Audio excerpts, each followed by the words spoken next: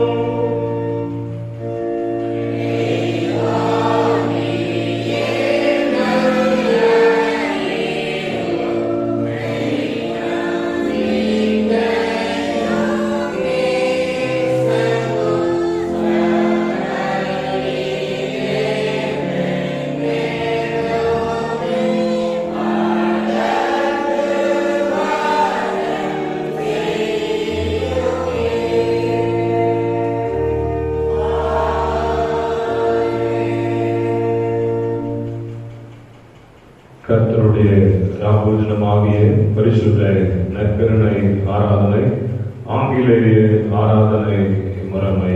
ஜெபம் பண்ண கிடவோம்.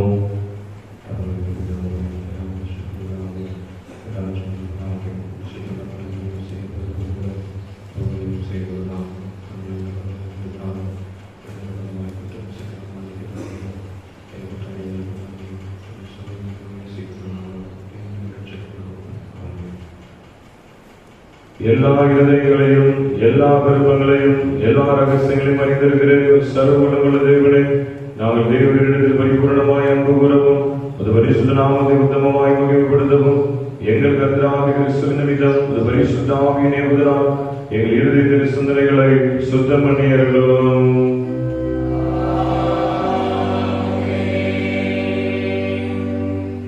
நமது இரட்சகராகிய கிறிஸ்து திருவிழம் பற்றி சொல்லிய வார்த்தைகளாவன: நம்முடைய தேவனாகிய கர்த்தர் ஒருவரே கர்த்தர். உன் தேவனாகிய கர்த்தரிடத்தில் உன் முழு இதயத்தோடும் உன் முழு ஆத்மாவோடும் உன் முழு மனதோடும் உன் முழு பலத்தோடும் அன்பு கூர்வாயாக என்பதை பிரதான கற்பனை. இதற்கு ஒப்பாயிருக்கிற இரண்டாம் கற்பனை என்னவென்றால், உன்னிடத்தில் அன்பு கூறுவது போல் பிறனிடத்திலும் அன்பு கூர்வாயாக என்பது. இவைகளிலும் பெரிய கற்பனை வேறொன்றுமில்லை என்றார்.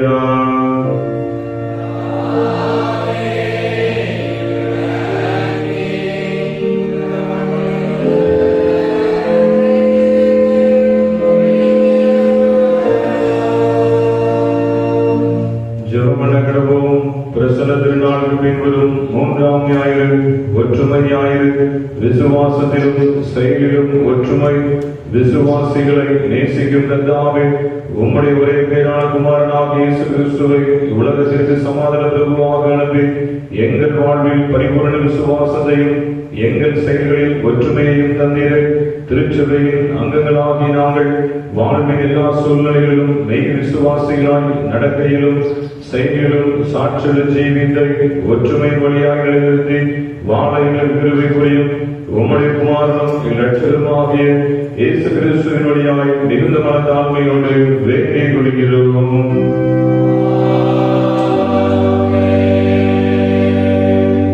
பவுல் குணப்பட்ட திருநாள்.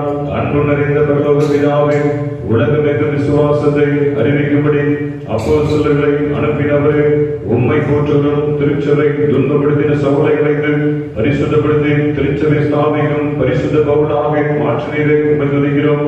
சுவிசேஷத்தை அறிவிப்பது தன்மை விழுந்த கடமை என்று உணர்ந்து அவர் பணி செய்தது போல நாங்களும் ஆத்மபாரத்தோடு ஊழியம் செய்திடவும் ஆத்மாக்களை ஆதாயம் செய்திடவும் எங்களுக்கு அருளாலும் எங்கள் கர்த்தராகிய இயேசு கிறிஸ்துவின் மூலமாய் மிகுந்த மனத்தாழ்மையோடு வேண்டிக் கொள்கிறோம்.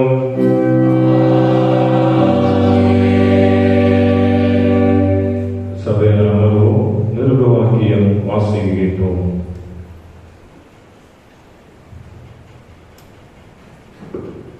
வாசிக்கும்படியாக தெரிந்து கொள்ளப்பட்ட நிருப வாக்கியம் அப்போஸ்தலருடைய நடவடிக்கைகள் 4ஆம் அதிகாரம் 32ஆம் வசனம் முதல் 37ஆம் வசனம் வரை அடங்கியுள்ள தேவனுடைய வார்த்தைகளை கேளுங்கள்.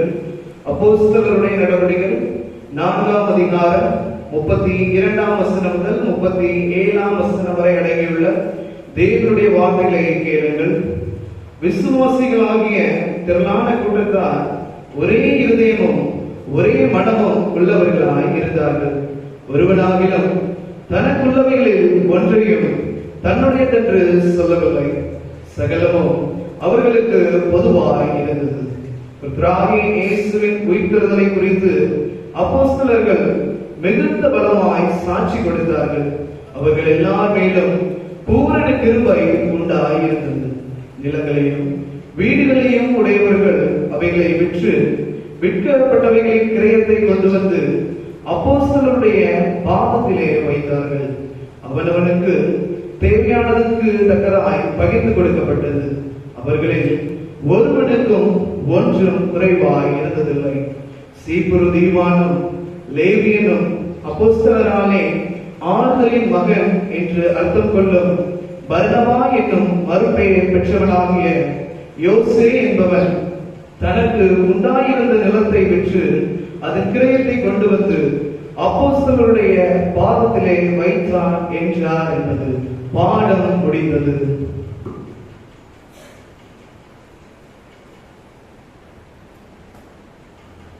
சுவிசேஷ வாக்கியத்திற்காக நாம் யாவரும் எழுந்திருப்போம். பரிசுத்த மாற்கு என்பவர் எழுதின நற்செய்தி நூல் 6ஆம் அதிகாரம் 34ஆம் வசனம் முதல் 44ஆம் வசனம் வரை அடங்கியுள்ள கிறிஸ்துவினுடைய வார்த்தையை கேளுங்கள்.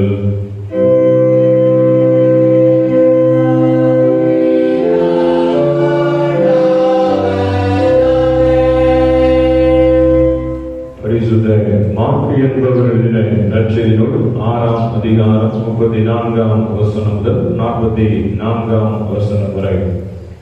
இயேசு கரையில் வந்து அநேக ஜனங்களை கண்டு அவர்கள் மேய்ப்பனில்லாத ஆடுகளை போல் இருந்தபடியால் அவர்கள் மேல் மனதுருகி அநேக காரியங்களை அவர்களுக்கு உபதேசிக்க தொடங்கினார். வெகு நேரம் சென்ற பின்பு அவருடைய சீஷர்கள் அவரிடத்தில் வந்து, இது வனாந்தரமான இடம், வெகு நேரமும் ஆயிற்று, புசிக்கிறதற்கும் இவர்களிடத்தில் ஒன்றும் இல்லை. ஆகையால் இவர்கள் சுற்றியிருக்கிற கிராமங்களுக்கும் ஊர்களுக்கும் போய் தங்களுக்குள்ளான அப்பங்களை வாங்கிக் கொள்ளும்படி இவர்களை அனுப்பிவிட வேண்டும் என்றார்கள். அவர் அவர்களை நோக்கி, நீங்களே அவர்களுக்கு போஜனம் கொடுங்கள் என்றார். அதற்கு அவர்கள், நாங்கள் போய் 200 பணத்துக்கு அப்பங்களை வாங்கி இவர்களுக்கு புசிக்கும்படி கொடுக்க கூடுமோ என்றார்கள். அதற்கு இயேசு, உங்களிடத்தில் எத்தனை அப்பங்கள் உண்டு, போய் பாருங்கள் என்றார். அவர்கள் பார்த்து வந்து 5 அப்பங்களும் 2 மீன்களும் உண்டு என்றார்கள்.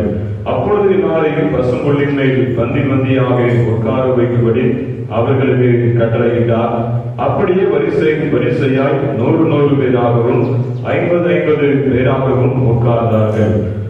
அவர் அந்த 5 அப்பங்களையும் அந்த 2 மீன்களையும் எடுத்து வானத்தை அண்ணாந்து பார்த்து ஆசீர்வதித்து அப்பங்களை பெற்று அவர்களுக்கு பரிமாறும்படி தம்முடைய சீஷர்களிடத்தில் கொடுத்தார். அப்படியே 2 மீன்களையும் எல்லாருக்கும் பங்கிட்டார்.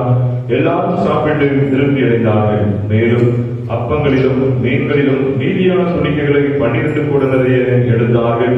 அப்பம் சாப்பிட்ட புருஷர் ஏறக்குறைய 5000 பேராய் இருந்தார்கள் என்றார் என்பது இது கிறிஸ்துவின் வாழ்வு தரும் நற்செய்தி.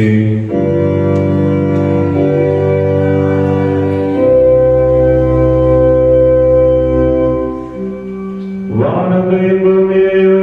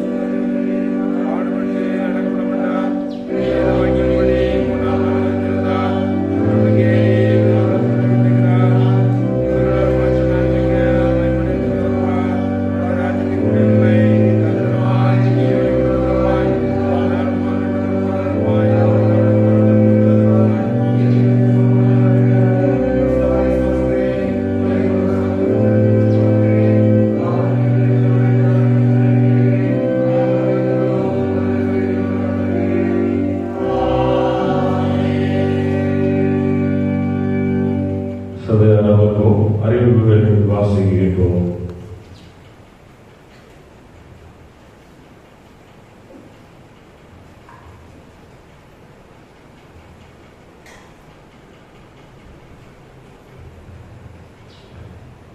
கிறிஸ்துவுக்கு மிகவும் பிரியமானவர்களே, ஆண்டவராகிய இயேசு கிறிஸ்துவின் விலையேறப்பெற்ற நாமத்தினாலே உங்கள் அனைவரையும் அன்போடு வாழ்த்தி வரவேற்கிறேன். கிருபையும் சமாதானமும் உங்கள் அனைவருக்கும் உண்டாவதாக என்று அன்போடு கூட வாழ்த்துகிறேன். இந்த நாளுக்குரிய தலைப்பு விசுவாசத்திலும் செயலிலும் ஒற்றுமை. அப்போஸ்தலர் 4ஆம் அதிகாரம் 32வது வசனம். விசுவாசிகளாகிய திரளான கூட்டத்தார் ஒரே இருதயமும் ஒரே மனமும் உள்ளவர்களாக இருந்தார்கள். ஒருவனாகிலும் தனக்குள்ளவைகளில் ஒன்றையும் தன்னுடையது என்று சொல்லவில்லை. சகலமும் அவர்களுக்கு பொதுவாய் இருந்தது. அப்போஸ்தலர் 4ஆம் அதிகாரம் 32வது வசனம். இப்பொழுது சிறு பிள்ளைகள் முன்பதாக வந்து சத்திய வசனம் ஏறெடுப்பார்கள்.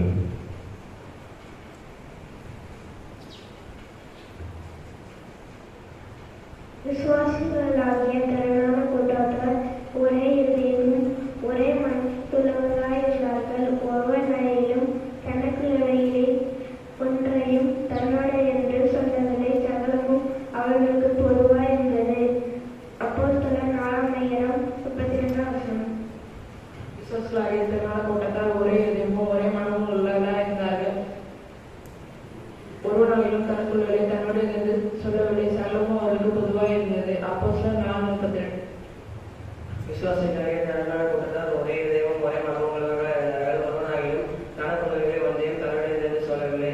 சகலமும் அவர்களுக்கு பொதுவாக இருந்தது. அப்போஸ்தலர் 4ஆம் அதிகாரம் 32ஆம் வசனம். விசுவாசத்திலும் செயலிலும் ஒற்றுமை. விசுவாசிகளாகிய திரளான கூட்டத்தார் ஒரே இதயமும் ஒரே மனமும் உள்ளவர்களாய் இருந்தார்கள். ஒருவனாகிலும் தனக்குள்ளவைகளில்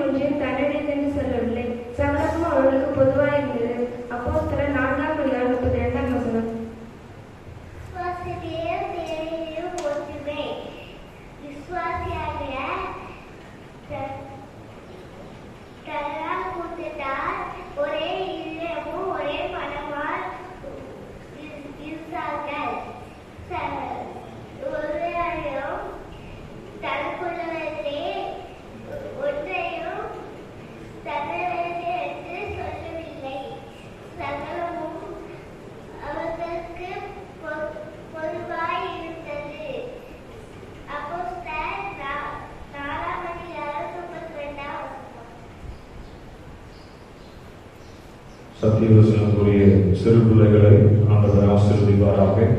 ஒவ்வொரு வாரமும் சிறு பிள்ளைகளை உற்சாகப்படுத்தி ஊக்கப்படுத்தி சத்தியவசனங்களை கற்றுக் கொடுத்து வருகிறேன். ஞாயிறு பாடசாலை ஆசிரியர்கள் மற்றும் பெற்றோர்களை அன்போடு கூட வாழ்த்துகிறேன். கர்த்தர் உங்களுடைய ஊழியத்திலும் உங்களுடைய குடும்பங்களிலும் நல்ல உயர்வை ஆண்டவர் தந்து ஆசீர்வதிப்பாராக. அறிவிப்புகள். அன்பானவர்களே, இன்று ஆராதனை நிறைவு பெற்ற பிறகு வாலிப பெண்களுக்கான கூடுகை நடைபெறும். திருச்சபையில் வாலிப பெண்கள் உற்சாகமாக வாலிபர் கூடுகையில் பங்கு பெற்று பயனடைய உங்களை அன்போடு கூட கேட்டுக்கொள்கிறேன். மதியம் சரியாக 2 மணிக்கு நமது ஆலயத்தில் நம்முடைய திருச்சபையின் பெண்கள் தாய்மார்களுக்கான கூடுகை நடைபெறும். திருச்சபையின் தாய்மார்கள் தவறாது மதியம் 2 மணிக்கு நடைபெறுகிற தாய்மார்கள் சிறப்பு கொடுகையில் பங்கு பெற அன்போடு கூட கேட்டுக்கொள்கிறேன். மாலை 3:30 மணிக்கு ஞாயிறு பாடசாலை மாணவியருக்கான வகுப்புகள் நம்முடைய ஆலயத்தில் நடைபெறும். பெற்றோர்கள் தங்களது பிள்ளைகளை உற்சாகமாக ஞாயிறு பாடசாலை வகுப்புகளுக்கு அனுப்பி வைக்க அன்போடு கூட கேட்டுக்கொள்கிறேன். வருகின்ற வெள்ளிக்கிழமை மாலை ஆராதனை சுகமளிக்கும் ஆராதனையாக நடைபெறும். திருச்சபையிலே பலவீனப்பட்டவர்கள், வாழ்க்கையிலே சரீரத்திலே பலனடைந்திருக்கிற பிள்ளைகள் ஒவ்வொருவருக்காக இந்த ஆராதனையில் சிறப்பு பிரார்த்தனை ஏறெடுக்கப்படும். திருச்சபை பிள்ளைகள் உற்சாகமாக வரும் ஒவ்வொரு வாரமும் நடைபெறுகிற இந்த வெள்ளிக்கிழமை சுகமளிக்கும் ஆராதனையில் உற்சாகமாக பங்கு பெற்று செல்ல அன்போடு கூட கேட்டுக்கொள்கிறேன். வருகின்ற ஞாயிற்றுக்கிழமை பிப்ரவரி மாதத்தின் 1ஆம் தேதி என்பதால் அதிகாலை 5:30 மணிக்கு வாக்குத்தத்த தோத்திர ஆராதனை நடைபெறும். திருச்சபை பிள்ளைகள் அதிகாலை நடைபெறுகிற வாக்குத்தத்த ஆராதனையிலும் காலை ஆராதனையிலும் உற்சாகமாக பங்கு பெறவும், மாலை 7 மணிக்கு பரிசுத்த திருவிருந்து வாக்குத்தத்த ஆராதனை நடைபெறும். அதிலும் உற்சாகமாக கலந்து கொள்ள அன்போடு கூட கேட்டுக்கொள்கிறேன். அன்பானவர்களே, கடந்த வருடம் நவம்பர் முதல் இன்று வரையிலும் நாம் மாலை நேர ஆராதனை தினமும் 6:30 மணிக்கு நாம் ஆசரித்து வருகிறோம். வருகின்ற பிப்ரவரி மாதம் 1ஆம் தேதி முதல் மாலை ஆராதனை 7 மணிக்கு மாற்றம் செய்யப்பட்டிருக்கிறது. ஆகவே திருச்சபை பிள்ளைகள் மாலை 7 மணிக்கு நடைபெறுகிற மாலை ஆராதனையில் உற்சாகமாக வருகின்ற பிப்ரவரி மாதத்தில் கலந்து கொள்ள அன்போடு கூட கேட்டுக்கொள்கிறேன். அன்பானவர்களை, நாம் ஏற்கனவே அறிவித்தபடி வருகின்ற பிப்ரவரி மாதம் 2வது ஞாயிற்றுக்கிழமை சங்க பண்டிகையாக திருச்சபையிலே ஆசரிக்கப்படும். திருச்சபை பிள்ளைகள் உங்கள் கரங்களில் கொடுக்க இருக்கிற சங்க பண்டிகை கவர் காணிக்கையில் உங்களுடைய குடும்ப தலைவருடைய பெயர் மற்றும் குடும்ப உறுப்பினர்களுடைய பெயர்களை வரிசையாக எழுத அன்போடு கூட கேட்டுக்கொள்கிறேன். இன்றையோடு திருமணமாகியிருந்தால் திருமதி என்று குறிப்பிடவும், பிள்ளைகளாக இருந்தால் மகன் அல்லது மகள் என்று குறிப்பிடவும், அதற்கு பிற்பாடு பேர குழந்தைகள் இருக்கிறார்கள் என்று சொன்னால் பேரன் அல்லது பேத்தி என்று குறிப்பிட்டு தங்களது பிள்ளைகளுடைய பெயர்களை சங்க காணிக்கையில செலுத்தும் அன்போடு கூட கேட்டுக்கொள்கிறேன். ஏனென்றால் சங்க புஸ்தகம் அச்சிடப்படும் போது சிறு பிள்ளைகளுடைய பெயர்களுக்கு முன்பாக திரு என்பதாகவும் அல்லது திருமணமாகாத பிள்ளைகளுடைய பெயர்களுக்கு முன்பாக திரு அல்லது திருமதி என்று பெயர் சூட்டப்பட்டிருக்கிறது. ஆகவே அதை கருத்தில் கொண்டு திருமணம் ஆகவில்லை என்று சொன்னால் செல்வி அல்லது செல்வன் என்று பெயர்களுக்கு முன்பாக பதிவு செய்ய இன்ஸ்டிகளோடு கூட பதிவு செய்ய உங்களை அன்போடு கூட கேட்டுக்கொள்கிறேன். மூத்த பிள்ளை, அதற்கு அடுத்த பிள்ளை, அதற்கு அடுத்த பிள்ளை என்று வரிசைப்படியாக தங்களது பெயர்களை சங்க காணிக்கை கவர்களை எழுதி ஆலயத்தில் படைக்க அன்போடு கூட கேட்டுக்கொள்கிறேன். அதுபோல வருகின்ற பிப்ரவரி மாதம் 2வது ஞாயிற்றுக்கிழமை ஆராதனை நிறைவு பெற்றவுடன் IMS ஊழியர்களுக்கான விற்பனை விழா ஆலய மண்டபத்தில் வைத்து நடைபெறும். திருச்சபை பிள்ளைகள் உற்சாகமாக பொருள் காணிக்கை படைத்து ஏலம் எடுத்து செல்லவும், அதன் மூலமாக IMS ஊழியர்களை தாங்கவும் அன்போடு கூட கேட்டுக்கொள்கிறேன். உற்சாகமாக கொடுக்க பிள்ளைகளிடத்தில் ஆண்டவர் பிரியமுள்ளவராக இருக்கிறார். ஆகவே உற்சாகமாக IMS ஊழியர்களுக்காக உதாரத்துவமான காணிக்கைகள் மற்றும் நன்கொடை பொருட்களை ஆலயத்திலே படைக்க அல்லது ஏலம் எடுத்து செல்ல அன்போடு கூட கேட்டுக்கொள்கிறேன். வருகின்ற நாட்களில் தங்களுடைய பிறந்தநாள் மற்றும் திருமண நாட்களை அனுசரிப்பவர்களின் பெயர்களை வாசிக்கிறோம்.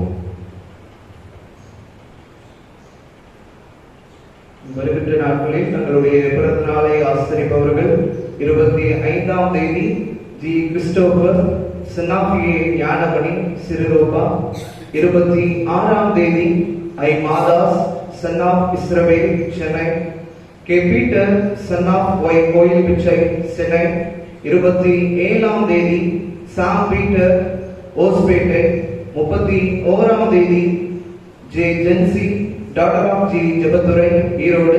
தங்களுடைய திருமண நாளை இந்த வாரத்திலே ஆசரிப்பவர்கள் 27ஆம் தேதி Mr K Nixon and Mrs S Jenita Chengalpattu, 28ஆம் தேதி Mr S Elson and Mrs Merlin Pattuselvi Bangalore, 29ஆம் தேதி Mr Isaac Panduthurai Mrs Bakkiyaselvi Palladam.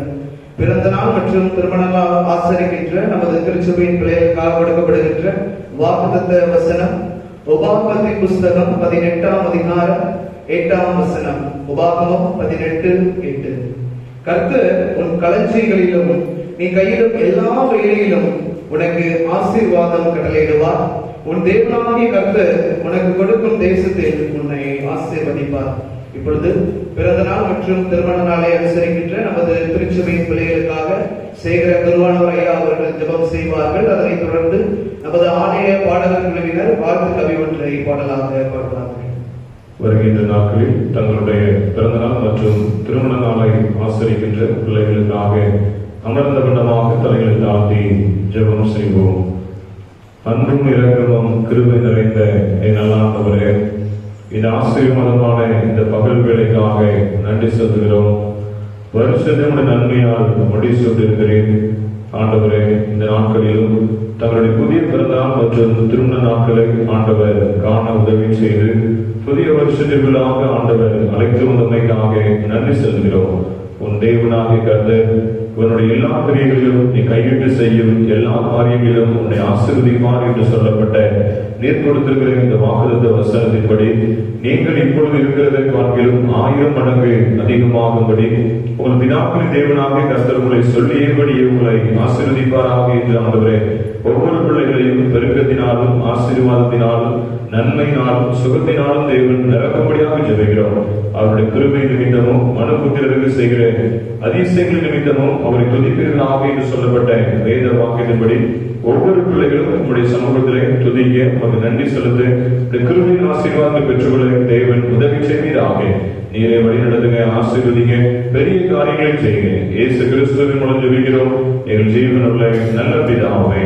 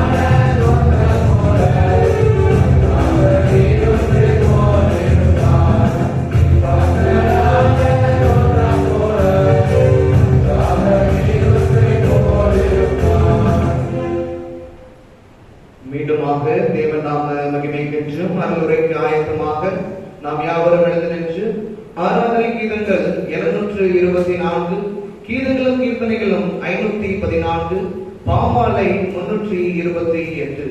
அஞ்சாதிரு என் நெஞ்சமே உன் கர்த்தர் திரும்ப நாளிலே என்கிற பாடலை பாடுவோம். ஆராதனை கீதங்கள் 724, கீதங்களும் கீர்த்தனைகளும் 514, பாமாலை 328.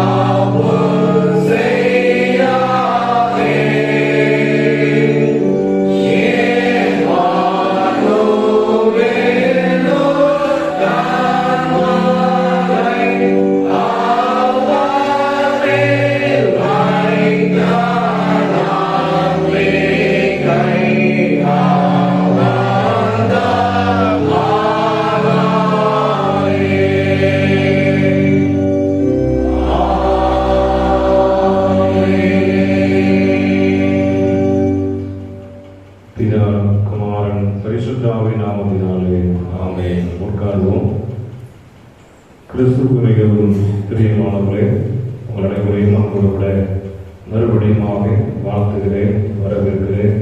கிருபையும் சமாதானமும் உங்கள் அனைவருக்கும் உண்டாவதாக என்று அன்போடு கூட வாழ்த்துகிறேன். ஹல்லேலூயா, ஹல்லேலூயா. சந்தோஷமா இருக்கிறீங்களா? கர்த்தருக்குள் எப்பொழுதும் சந்தோஷமாயிருங்கள், சந்தோஷமாயிருங்கள் என்று மறுபடியும் உங்களுக்கு சொல்லுகிறேன். சரி, அப்படி நம்மளுடைய வாழ்க்கையில சந்தோஷத்தை ஆண்டவர் அனுதினமும் நம்முடைய வாழ்க்கையில தந்து நிறைவான நன்மைகளினால் கர்த்தர் நம்மை வழி நடத்துகிறார். கடந்த வாரத்திற்கு முந்தின வாரம் நான் என்ன செஞ்சேன்? ஆலயத்திற்கு வந்தேன்னா வரலையா? நான் வந்தேன்னா வேற ஐயா வந்தாங்களா? நான் தான் வந்தேனா? ஞாபகம் இருக்கா? சரி, பரவாயில்ல. அதாவது ஞாபகம் இருக்கிற வரைக்கும் ரொம்ப சந்தோஷம். சரி, என்ன தலைப்பு தியானிச்சோம்? என்ன தலைப்புல தியானிச்சோம்? அதுக்கு முன்னாடி ஒரு சிறிய ஒரு அறிவிப்பு சொல்லிடுறேன். ஆனால் வருகின்ற நாட்கள்ல, பண்டிகை காலங்கள்ல இந்த ஆடியோ சிஸ்டம் எல்லாம் கொஞ்சம் யாராவது கூப்பிட்டு கொஞ்சம் சரி பண்ணா கொஞ்சம் நல்லா இருக்கும். திடீர்னு சவுண்ட் அதிகமாகுது, திடீர்னு ஒண்ணுமே இல்லாம என்ன செஞ்சிருது, போயிடுது. அதுக்கு பிறகு ஆலய ஆற்றலுக்குள்ள ஒரு மானிட்டர் ஒன்று என்ன செய்யுங்க, வாங்கி வைங்க. ஏன்னா உள்ள நடத்துறது எங்களுக்கு என்ன செய்ய மாட்டேங்குது, எங்களுக்கு கேட்கறது இல்லை, லைட்டா கேட்க. ஏன்னா ஸ்பீக்கர் எல்லாம் யாரை பார்த்தா, அவங்கள பார்த்தா என்ன செய்யும் இருக்கும். திடீர்னு தூங்கிடக்கூடாது இல்லையா, எந்த பகுதியில் போயிட்டு இருக்கணும்னு சொல்லி எங்களுக்கு நினைவூட்டுறதுக்காக. அதனால வருகின்ற நாட்கள் நல்ல ஒரு மானிட்டர் மிஞ்சுமா 10,000 ரூபாய் இருக்கும். அப்படிதானே? எனக்கு விலைலாம் தெரியல, 10,000 ரூபாய் இருக்கும். யாராவது கத்திராலேயே உருவட்ட பிள்ளைங்க ஒரு மானிட்டர் என்ன செய்யுங்க, வாங்கி கொடுங்க.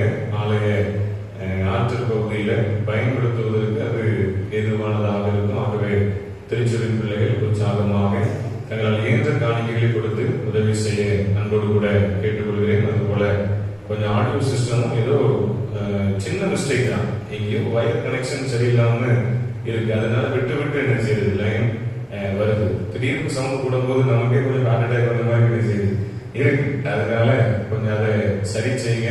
அதற்கு வேண்டிய காரியங்களை ஒழுங்கு செய்யுங்க. கர்த்தர் உங்களை ஆசீர்வதிப்பார். சரி, 2வது வாரத்துக்கு போயிடும். 2வது வாரம் என்ன தலைப்பு? திருமண விருந்தா? இயேசுவின் ஞானஸ்நானம், அடையாளம் மற்றும் அருள்பணியை உறுதிப்படுத்துதல். 3 காரியங்கள் சொன்னேன், ஞாபகம் இருக்கா?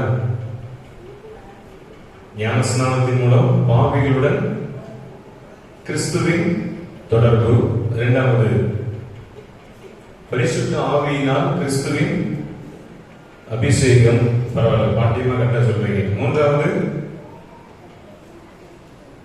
பிதாவினிடத்திலிருந்து கிறிஸ்துவின் அங்கீகாரம்.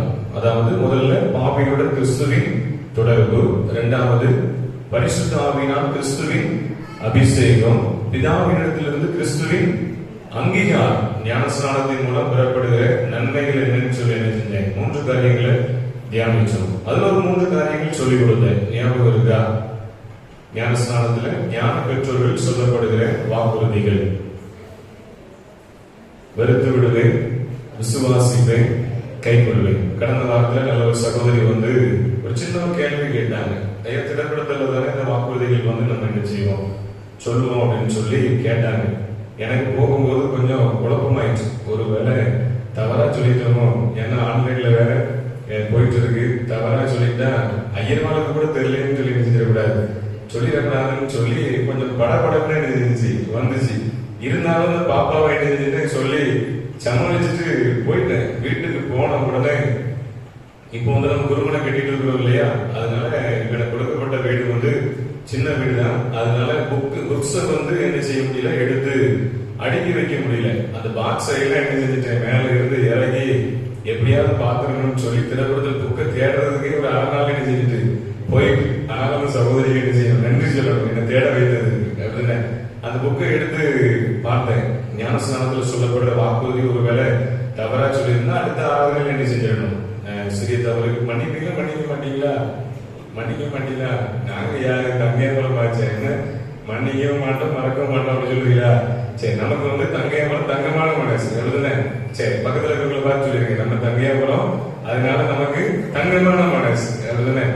சரி, அப்படி எடுத்து ஞானஸ்தானத்தில் சொல்லப்படுற வாக்குறுதி குறித்து பார்க்கும்போது அதுல சொல்லப்பட்ட அந்த வாக்குறுதிகள் சரிதான் சொல்லி என்ன செஞ்சேன், ஆண்டவர் எனக்கு என்ன சிக்க விடாம என்ன செஞ்சிட்டார், பாதுகாத்துக்கிட்டார். அப்படி ஒரு நல்ல ஞானத்தை கற்றுக் கொடுத்ததற்காக நன்றி செலுத்துகிறேன். கேள்வி கேட்ட அருமையான சகோதரி நினைச்சிறேன், வாழ்த்துறேன். ஏன்னா இது புக்கு உள்ள வைத்து எவ்வளவு ஆயிட்டு, ஒரு வருஷம் ஆயிட்டு எடுக்க வைக்கிறதுக்கு உதவியாக இருக்க அன்பு சகோதரி, அந்த சகோதரி நினைச்சிறேன், வாழ்த்துகிறேன். மீண்டுமாக இதை நினைவுபடுத்துவதற்கு ஆண்டவர் எனக்கு என்ன செஞ்சார், கிருபை தந்தார். தொடர்ந்து ஊழியர்களில் பங்கு பெறுங்க. எனக்கு ரொம்ப சந்தோஷம் அது பிறகு என்னன்னா, பரவாயில்ல பிள்ளைங்க நல்லா கவனிச்சதுனால என்ன செய்றாங்க, வேதாகமத்திலிருந்து தவறுகளா இருக்குமோன்னு சொல்லி நம்மை சுட்டி காட்டுவதற்கு பிள்ளைகள் நல்ல ஞானத்தோடு கூட இருந்தாங்கன்னு சொல்லி ரொம்ப சந்தோஷப்பட்டேன். அது போல தினந்தோறும் என்ன செய்யுங்க, ஆலய ஆராதனையில ஆண்டவர் மூலமா சொல்லப்படுகிற அந்த வார்த்தைகளுக்கு என்ன செய்யுங்க, செவி கொடுங்க, எழுதி வைங்க. ஏதாவது சந்தேகம் இருந்துச்சுன்னா என்ன செய்யுங்க, அந்த தைரியமான மனைவியை போல கேளுங்க. கேட்கும்போது கர்த்தருடைய வேத வசனத்தின் மூலம் உங்களோட கூட என்ன செய்வார், ஆண்டவர் இடைவிடுவார். வேத வசனத்தில் வளரக்கூடிய நல்ல ஞானத்தை கர்த்தர் நமக்கு என்ன செய்வார், கொடுப்பார். சரி, இன்றைய நாளில் கொடுக்கப்பட்ட தலைப்பு என்ன, இன்னைக்கு சொல்லப்பட்டிருக்கிற தலைப்பு விசுவாசத்திலும் செயலிலும் ஒற்றுமை. தியான வசனம் அப்போஸ்தலர் 4ஆம் அதிகாரம் 32வது வசனத்தை எடுத்தவர்கள் வாசிக்கிறோம்.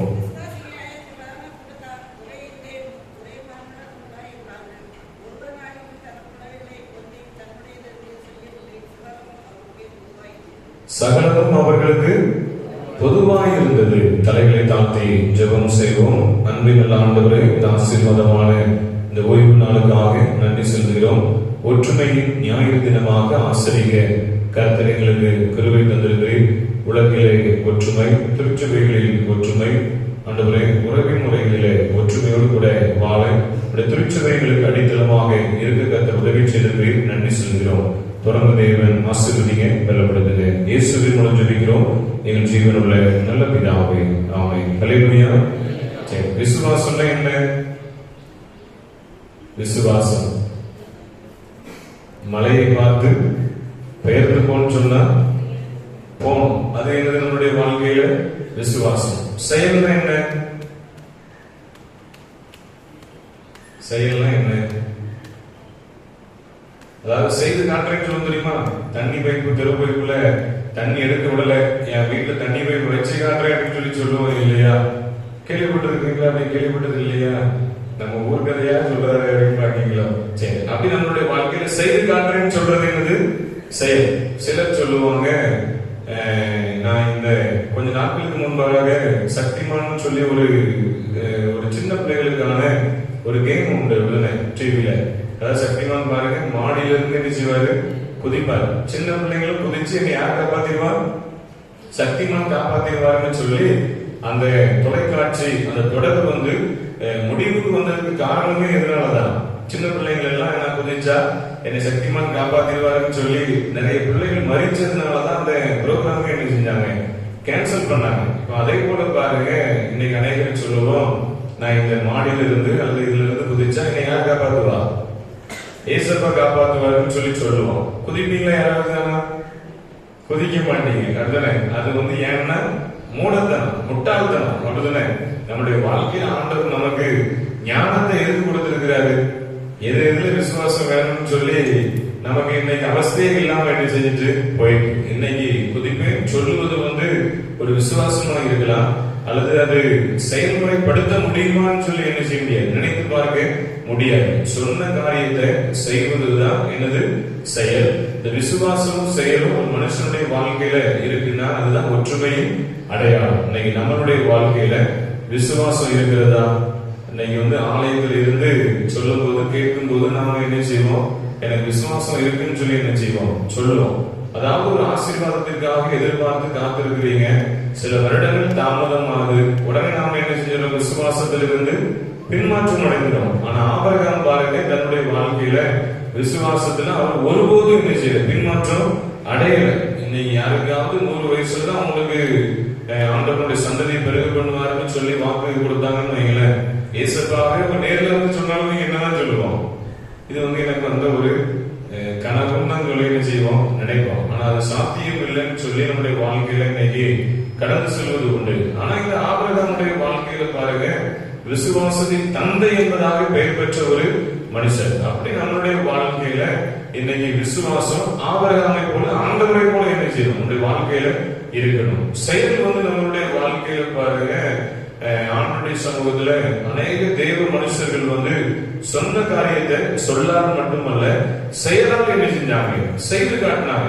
ஆண்டவருடைய ஊழியத்தை செய்வேன்னு சொல்லி அர்ப்பணிச்சிருக்கிறாங்கன்னா ஒரு சொல்லால் மட்டுமல்ல செயல்படுத்தி நபர்கள் ஏராளமான ஜனங்கள். இன்னைக்கு அதே கூட நீங்க பாருங்க, பொறுத்தல கூட பண்ணுவீங்க. அவ்வளவுதானே. இன்னைக்கு எனக்கு இந்த வருஷத்துல எனக்கு வேலை கிடைச்சதுன்னா முதல் மாதம் ஊதியத்தை நான் இங்க ஆண்டவருக்கு கொடுக்கிறேன் அப்படின்னு சொல்லி பொறுத்தல பண்ணுவோம். வேலை கிடைச்சதுக்கு என்ன செய்வோம், நமக்கே தேவைகள் ஏராளம் இருக்கு. ஆண்டவருக்கு இதுல ஒரு 10% அல்லது ஒரு பங்கு என்ன செய்வோம், கொடுப்போம்னு சொல்லி கொடுப்போம். ஆனா இன்னைக்கு எத்தனை பேர் செய்த பொருத்தனைகளை சரியா நிறைவேற்றணும்னு சொல்லி தெரியல. அப்படி நிறைவேற்றுவதுதான் உங்களுடைய என்னதான் செயல். நம்முடைய வாழ்க்கையில நீங்க சொல்லால் மட்டுமல்ல செயலில் அதை நம்ம என்ன செய்யணும், பின்பற்றணும். இப்படி நம்முடைய வாழ்க்கையில விசுவாசமும் செயலும் இணைந்து காணப்படுவதுதான் ஒற்றுமைன்னு சொல்லி நாம் என்ன செய்யணும், வேதத்தின் முன்பாக ஆண்டவர் நமக்கு கற்றுக் கொடுக்கிறார். யோபு 13ஆம் அதிகாரம் 15வது வசனத்தை பார்த்தீங்கன்னா அங்க யோபு சொல்றாரு, அவர் என்னை கொன்று போட்டாலும் அவர் மேல் நம்பிக்கையா இருப்பேன். அவருடைய விசுவாசத்தை பாருங்க, செயலை பாருங்க. அவருடைய வாழ்க்கையில எவ்வளவு பெரிய ஒரு செல்வ சீமானா இருக்கிறாரு, எவ்வளவு ஒரு ஆசீர்வதிக்கப்பட்ட ஒரு மனுஷனா இருக்கிறாரு. எல்லாவற்றையும் இழந்த போதும் தன்னுடைய வாழ்க்கையில விசுவாசத்தோடு கூட என்ன செய்றாரு, இருக்கிறாரு. அவருடைய வார்த்தையில் மட்டுமல்ல தன்னுடைய நடவடிக்கையிலும் ஆண்டவருடைய சமூகத்துல அவர் உறுதியா என்ன செய்றாரு, இருக்கிறாரு. அவருடைய ஒற்றுமை, ஆண்டவருக்கும் அவருக்கும் உள்ள ஒற்றுமையை அந்த வேதத்தின் மூலமா ஆண்டவர் நமக்கு என்ன செய்றார், கற்றுக் கொடுக்கிறார். எனக்கு எவ்வளவு துன்பங்கள் வந்தாலும் என்னை கொன்று போட்டாலும் நான் என்ன செய்வேன், ஆண்டவர் மேல நம்பிக்கையா இருப்பேன்னு சொல்லி என்ன செய்றாரு, சொல்றாரு. இதுதான் கர்த்தருக்கும் ஒரு மனுஷனுக்கும் இடையே உள்ள ஒரு ஒற்றுமை. இன்னைக்கு நம்மளுடைய வாழ்க்கையில திருச்சபைகள்ல ஒற்றுமை இருக்கா? திருச்சபையில ஒற்றுமை இருக்கா? சொல்லுங்க பாபம். திருச்சபையில ஒற்றுமை இருக்கா இல்லையா? இருக்கா இல்லையா? இருக்கு. ஒரு சிலர் இல்ல. அப்படிதானே? சரி, நான் யார்கிட்டயுமே சண்டை இல்லை, எல்லாத்தையும் நான் பேசுவேன், என் ஊர்ல எல்லாரையும் நான் நேசிப்பேன், எல்லாருக்கும் அன்பு செலுத்துவேன் அப்படின்னு சொல்றோம். கேட்குறது பாபம். நான் எல்லாத்தையும் பேசுறேன். 2 ஐயாம இருக்காங்க, நான் எல்லாத்தையும் பேசுவேன். ஒரு ஐயா இருக்காருன்னு சரி, நான் எல்லாத்தையும் பேசுவேன், யார்கிட்டயுமே எனக்கு பகை வைராக்கியங்கிறது யாருக்குமே இல்லை, எனக்கு இல்லையா அப்படின்னு சொல்லி சொல்றவங்க யாராவது இருக்கீங்களா? என் அம்மா மார்கள் ஒரு தாய் கூட இல்லையே, என் ஐயா மாரியா 2 பேர் இருக்காங்க, அம்மா மார்கள்ல ஒருத்தரும் இல்லை. அதுல இப்ப சின்ன பிள்ளைங்கிட்ட கேட்டா அந்த சின்ன பிள்ளைங்க என்ன செய்யும், என்னது கேட்டாலும் ஆமான்னு சொல்லி செஞ்சிடும், கை தட்டிடும். அப்படி கூட சொல்றதுக்கு ஒரு ஆள் இல்லையே. பரவாயில்ல, உண்மை சொன்னமைக்கு நன்றி.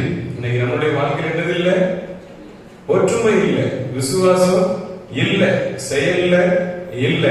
ஏன்னா அப்படியே சொன்ன எல்லாத்தையும் பேசினாலும் கூட அடுத்தது ஒரு கேள்வி கேட்டிருப்பேன், மாமியார்ட்ட பேசுவீங்களாமான்னு சொல்லி செஞ்சிருப்பேன், கேட்டிருப்பேன். அப்போ எல்லாரும் என்ன செஞ்சிருவோம், ஆன்சர் கண்டிப்பா ஆயிடும். மருமகள்கிட்ட பேசுவீங்களாமான்னு கேட்டா அதுலயும் என்ன செஞ்சிருவோம், ஆப்சன்ட் ஆயிடுவோம். நீங்க குடும்பங்கள்ல பாருங்க, மாமனார் மாமியார் மைனி சம்பந்திக்குள்ள பேச்சுவார்த்தைங்கிறதே என்னது இல்ல. என்னிடத்துல பழனி குப்பத்துல ஒரு சகோதரிகளுடைய பாதுகாப்பு வீட்டுக்கு நான் என்ன செஞ்சிருந்தேன், போயிருந்தேன். போயிருக்கும் போது 2 பேர் பேசிட்டு இருக்கிறாங்க. எப்படி பேசுறாங்கன்னா, உன் மனைவி கூட்டு வந்திருக்க வேண்டியதானு சொல்லி ஒரு சகோதரனிடத்துல என்ன செய்யறாங்க, சொல்றாங்க. அவ வர்றது விரும்பல, ஏன்னா நீங்க பாதுகாப்புக்கு என்ன செய்யல, கூப்பிடல அப்படின்னு சொல்லி சொல்றாங்க. அப்ப அந்த சகோதரி சொல்றாங்க, கூப்பிட்டுதான் வரணும்னா நீ எனக்கு தம்பி தானே, அவ எனக்கு என்ன மாதிரி வரும், தம்பியுடைய மனைவினா சம்மந்தியா, சம்மந்தி தானே, வர வேண்டியதானே, கூப்பிட வேண்டியதானே அப்படின்னு சொல்லி சொல்றாப்ல.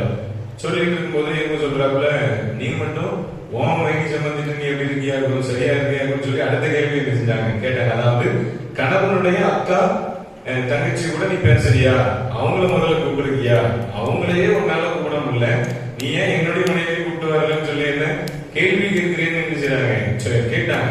இது பார்க்கும்போது குடும்பத்துல ஒற்றுமை இல்ல, விசுவாசம் இல்ல, ஐக்கியம் இல்லாம வாழக்கூடிய ஒரு சூழ்நிலை என்ன செய்யுது, காட்டுகிறது. அப்படி நம்ம இன்னைக்கு திருச்சபையாக இருக்கிற நம்மளுடைய வாழ்க்கையில தேவன் நமக்கு கொடுத்திருக்கிற தலையாகிய பொறுப்பு என்னதுன்னா, ஒற்றுமையோடு கூட என்ன செய்யணும், வாழணும். இன்னைக்கு பாருங்க, 2 ஆத்மா, அப்ப 2 பேரும் தான் எங்க போக முடியும், பரலோகம் போக முடியும். அப்ப நாம எங்கதான் எங்க போகிறோம், பரலோகத்துக்கு பக்கத்துலயா? எங்கம்மா நரகத்துக்கு தான் போகல, பரவாயில்ல, நல்ல பரலோகத்துக்கு பக்கத்துல கொஞ்சம் எட்டி பிடிச்சிட்டு போன்னு சொல்லாம விட்டீங்க. சரி, அப்படி இன்னைக்கு நம்மளுடைய வாழ்க்கையில எல்லாரிடத்திலையும், அதாவது உங்க சகோதரனிடத்துல அன்பு செலுத்தாலும் தேவனிடத்துல என்ன செய்ய முடியாது, அன்பு செலுத்தவே முடியாது. அப்ப இன்னைக்கு நம்ம வாழும்போது திருச்சபையில சமாதானமா சந்தோஷமா ஒற்றுமையா வாழ்ந்தாதான் பரலோக ராஜ்யத்தை நாம என்ன செய்ய முடியும், சுதந்திரிக்க முடியும். நீங்க நினைக்கலாம் இன்னும் பரலோகம் போறதுக்கு பல வருஷம் இருக்கியா, அதுக்குள்ள நான் என்ன செஞ்சிருவேன், சமாதானமாயிருவேன். இன்னைக்கு தூங்கி நாளை காலையில எந்திரிக்கமான என்ன செய்யாது தெரியாது, அதுக்குள்ள எங்க போயாச்சு, பரலோகத்துக்கு போறதுக்கு இன்னும் ஒரு 150 வருஷம் இருக்கியா, ரொம்பதான் ஆசைப்படுறோம். அப்படிதானே 70 வயசு 50 வயசு தாண்டிச்சாலே நமக்கு சந்தோஷம் நினைக்கக்கூடிய ஒரு காலத்துல இருக்கிறோம். இன்னும் நமக்கு வருஷங்கள் இருக்குன்னு சொல்லி நம்ம ஒரு நிமிடங்கள் இருக்கு கூட என்ன செய்யக்கூடாது, நினைக்க கூடாது. இன்னைக்கு நம்மளுடைய வாழ்க்கையில சமாதானம் இல்ல, ஒற்றுமை இல்ல, குடும்பத்துல ஐக்கியம் இல்லைன்னா இன்னைக்கு என்ன செஞ்சிருக்கேன், ஒப்புரவு ஆகுங்க. தேவன் அதைத்தான் என்ன செய்யறாரு, எதிர்பார்த்து கொண்டிருக்கிறார். இன்னைக்கு பாருங்க, எவ்வளவுதான் நம்மளுடைய வாழ்க்கையில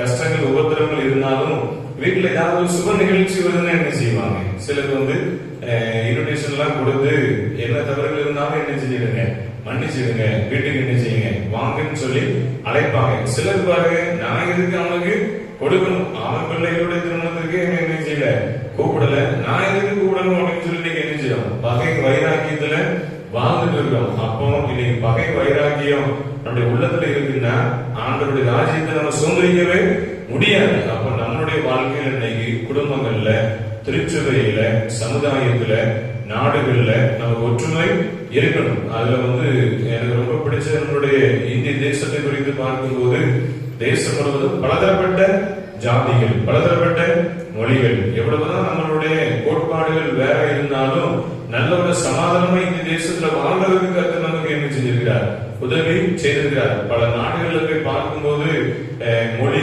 ஜாதி, இனம் சொல்லி சண்டை என்ன செஞ்சுட்டு இருக்கு, நடந்து கொண்டே இருக்கு. ஆனா பாருங்க, நம்ம ஊர் பிள்ளைங்க வட மாநிலங்கள்ல போய் என்ன செய்யறோம், தொழில் செய்து பிழைக்கிறோம். வட மாநிலத்தவர் நம்மளுடைய தமிழகத்துல வந்து என்ன செய்யறாங்க, தங்கள் இயந்திர வேலைகள் செய்து அன்றாட வாழ்க்கையை என்ன செய்யறாங்க, கழிக்கிறாங்க. அப்படி நம்முடைய இந்திய தேசத்துல பொதுவான ஒரு சமாதான கருத்தை மட்டும் என்ன செஞ்சிருக்கிறாரு, கொடுத்திருக்கிறார். அன்றைய காலகட்டத்தில் மிஷனரிகள் அயல் நாடுகளில் இருந்து அல்லது வெளிநாடுகளில் இருந்து நம்முடைய இந்திய தேசத்திற்கு வரலன்னா இன்னைக்கு நாம எப்படிதான் இருந்திருக்கோம், வட மாநிலத்தவர்களை போலதான் இருந்திருக்கோம். சப்பாத்தியை சுட்டுக்கிட்டு வேற என்ன இருந்திருக்கணும், காட்டுக்குள்ள குருவி பிடிச்சிட்டு வேற அன்றாட வாழ்க்கையில வாழக்கூடிய வசதி வாய்ப்பே இல்லாம நம்ம என்ன செஞ்சிருக்கோம், இருந்திருக்கோம். ஆனா அங்க அன்றைய காலகட்டத்தில் மிஷனரிகள் நம்மளுடைய பகுதிக்கு வராமல் இருந்து வட மாநிலத்துக்கு போயிருந்தா இன்று வட மாநிலத்தை சார்ந்தவர்கள் எல்லாம் எப்படி இருந்திருப்பாங்க, நம்மை போல இருந்திருப்பாங்க.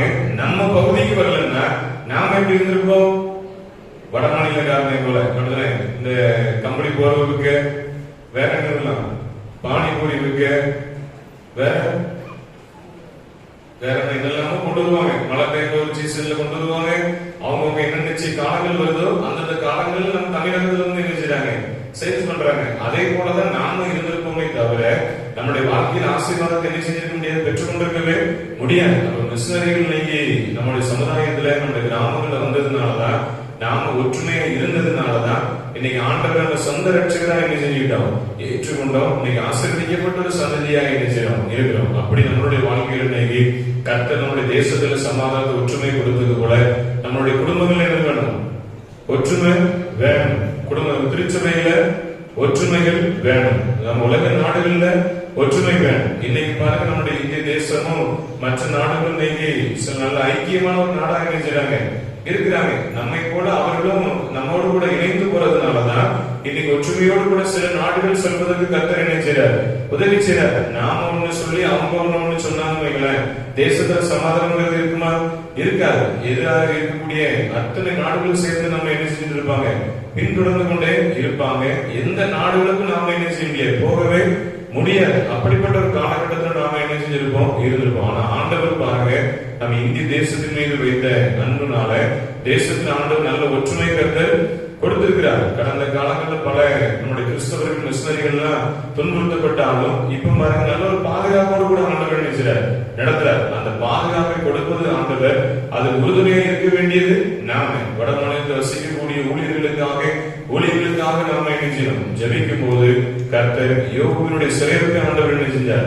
மாற்றினார். அப்படி நாம ஜெபிக்கும் போது, ஒற்றுமையாக இணைந்து வாழும் போது கர்த்தர் நிச்சயமாய் நம்முடைய சிறையிருப்பை ஆண்டவர் மாற்றுவார். வேதத்துல விசுவாசத்திலும் செயலிலும் ஒற்றுமை குறித்து 3 காரியங்களை சுருக்கமாக சொல்ல ஆசைப்படுகிறேன். முதலாவதாக யோசுவாவின் புத்தகம் 4ஆம் அதிகாரம் 1வது வசனம் முதல் 11ஆம் வசனம் வரை பார்க்கும்போது, ஒற்றுமையின் அஸ்திவாரம் விசுவாசம். சொல்லுங்க, ஒற்றுமையின் அஸ்திவாரம் விசுவாசம். ஒற்றுமையின் அஸ்திவாரம் என்னதான்? விசுவாசம். உங்களுடைய வாழ்க்கையில இன்னைக்கு விசுவாசம் இருந்துச்சுனாதான் அது என்னதான்? ஒற்றுமையின் அஸ்திவாரம். இப்ப வீடு கட்டுறீங்க இல்லையா? டைரக்டா கான்கிரீட் போட்டுடலாமா? போட முடியாது. ஃபர்ஸ்ட் என்ன போடலாம்? நான் கட்டடக்கலை போயிருக்கேன், எனக்கு தெரியும். சொல்லுங்க, ஃபர்ஸ்ட் என்ன செய்யணும்? அஸ்திவாரம் போடணும். இல்லைன்னா பீம் என்ன செய்யணும்? காலம் பாக்ஸ் கட்டி பீம் எழுப்பி அதுல நம்ம என்ன செய்யறோம்? செலுத்துறோம். அஸ்திவாரம் இல்லாம ஒரு வீடு என்ன செய்ய முடியாது? கான்கிரீட் போடவே முடியாது. ஒரு செங்கல் எடுத்து வச்சா நிற்குமா? நிற்காது. அப்படிதானே? அப்போ ஒரு வீட்டிற்கு எப்படி அஸ்திவாரம் மூளைகளா இருக்கிறதோ, அது போல கிறிஸ்தவர்களா இருக்கக்கூடிய நம்மளுடைய வாழ்க்கையில ஒற்றுமையின் அஸ்திவாரம் என்னது? விசுவாசம். சொல்லுங்க, ஒற்றுமையின் அஸ்திவாரம் விசுவாசம். இன்னைக்கு நம்மளுடைய வாழ்க்கையில விசுவாசம் இருக்கா? இது யோசுவா 3ஆம் அதிகாரத்துல நீங்க பார்க்கும்போது யோசுவாவை குறித்து வேதத்துல சொல்லப்பட்டிருக்கிறது.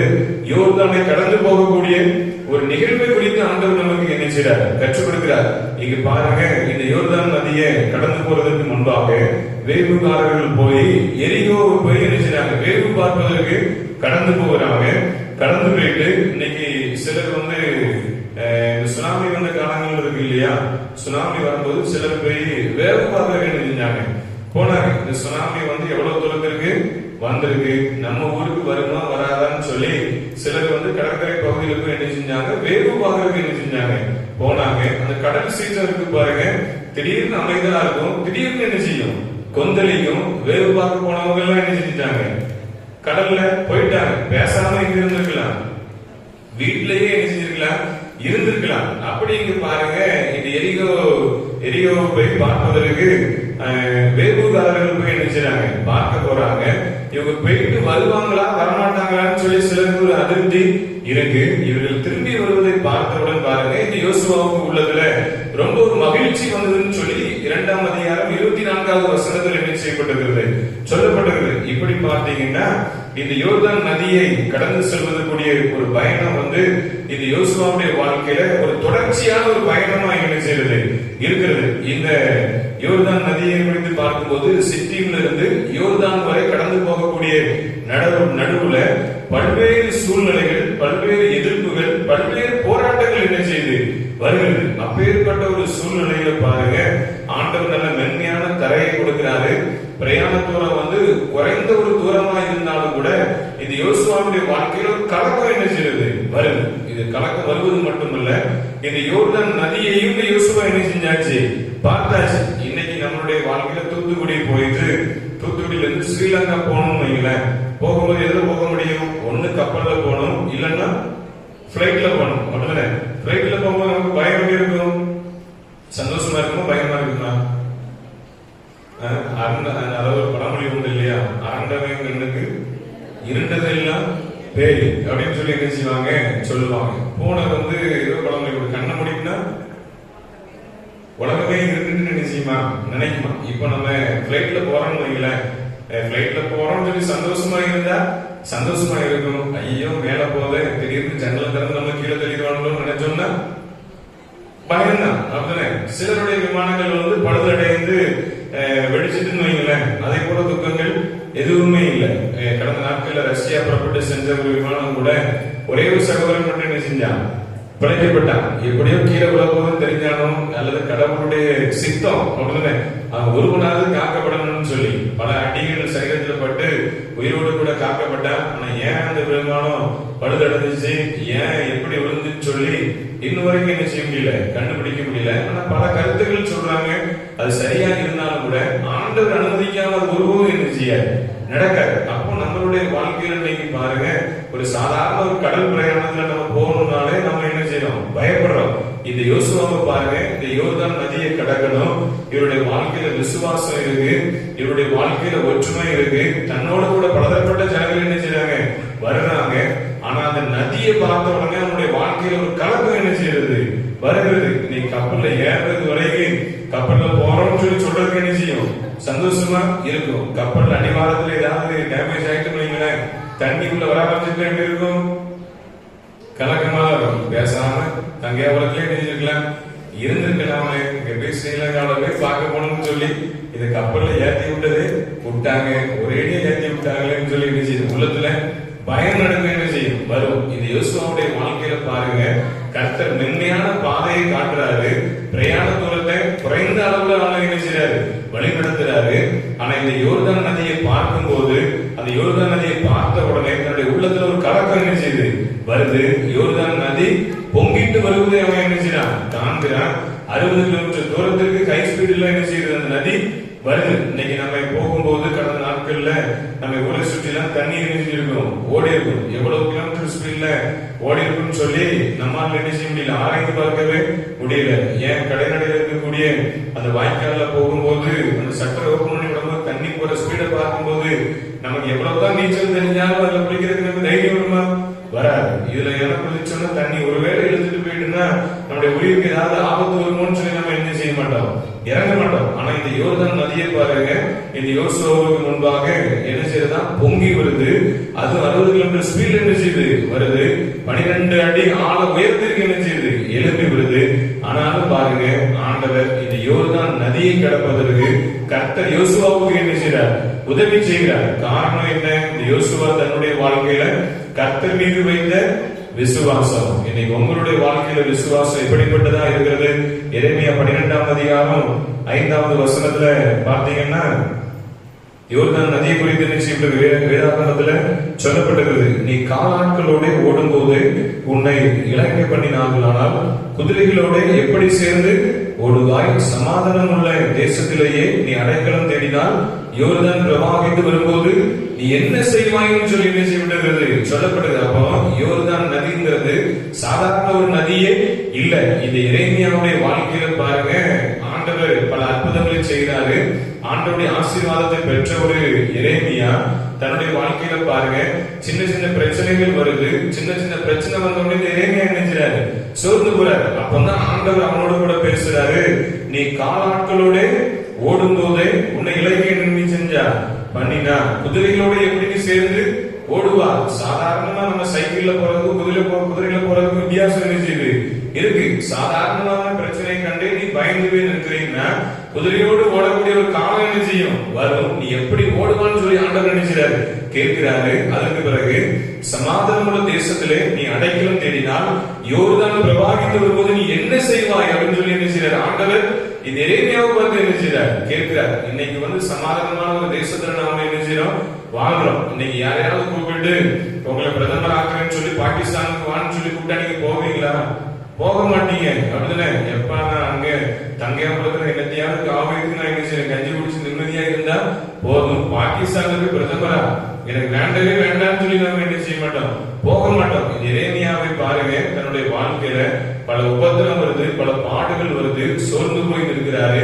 கர்த்தர் அவனை விசுவாசத்துல என்ன செய்யறாரு, ஊக்குவிக்கிறாரு. எரேமியா தன்னுடைய வாழ்க்கையில ஆண்டவருடைய வார்த்தைக்கு அவன் கீழ்ப்படிந்து என்ன செய்யறான், நிற்கிறார். சகல ஆசீர்வாதத்தை அவர் பெற்றுக் கொள்கிறார். அப்ப நம்மளுடைய வாழ்க்கையில இன்னைக்கு யோர்தான் நதியை போல வெள்ளங்களுடைய வாழ்க்கையில வந்தாலும் விசுவாசத்திலிருந்து என்ன செய்யக்கூடாது, பின்வாங்கவே கூடாது.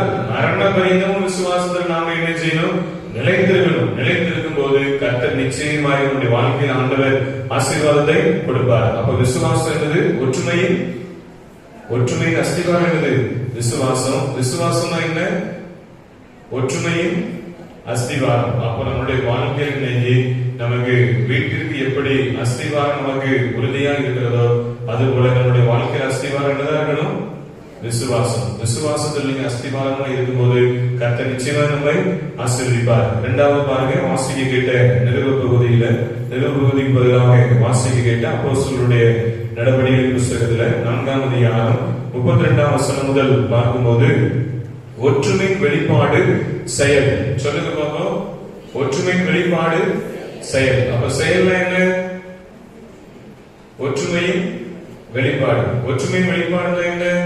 செயல். இன்னைக்கு நம்மளுடைய வாழ்க்கையில செயல்படுத்துவது இன்னைக்கு சொல்லால் மட்டுமல்ல, அது நிச்சயமாய் நாம என்ன செய்யணும்? செயல்படுத்தணும். இந்த அதிகாரத்துல பார்த்தீங்கன்னா ஒரே இருதயம் ஒரே மனம் கொண்ட விசுவாசிகள் என்ன செய்றாங்க? வாழ்றாங்க. அதாவது ஒரே இருதயம்னா என்ன? என்னுடைய இருதயத்தை போல உங்களுடைய இருதயம். சில வேளைகள்ல பாருங்க, நாம ஒரு காரியத்தை சொல்றதுக்கு முன் வரும்போதே இன்னொருத்தர் என்ன செஞ்சுட்டு இருப்பாங்க?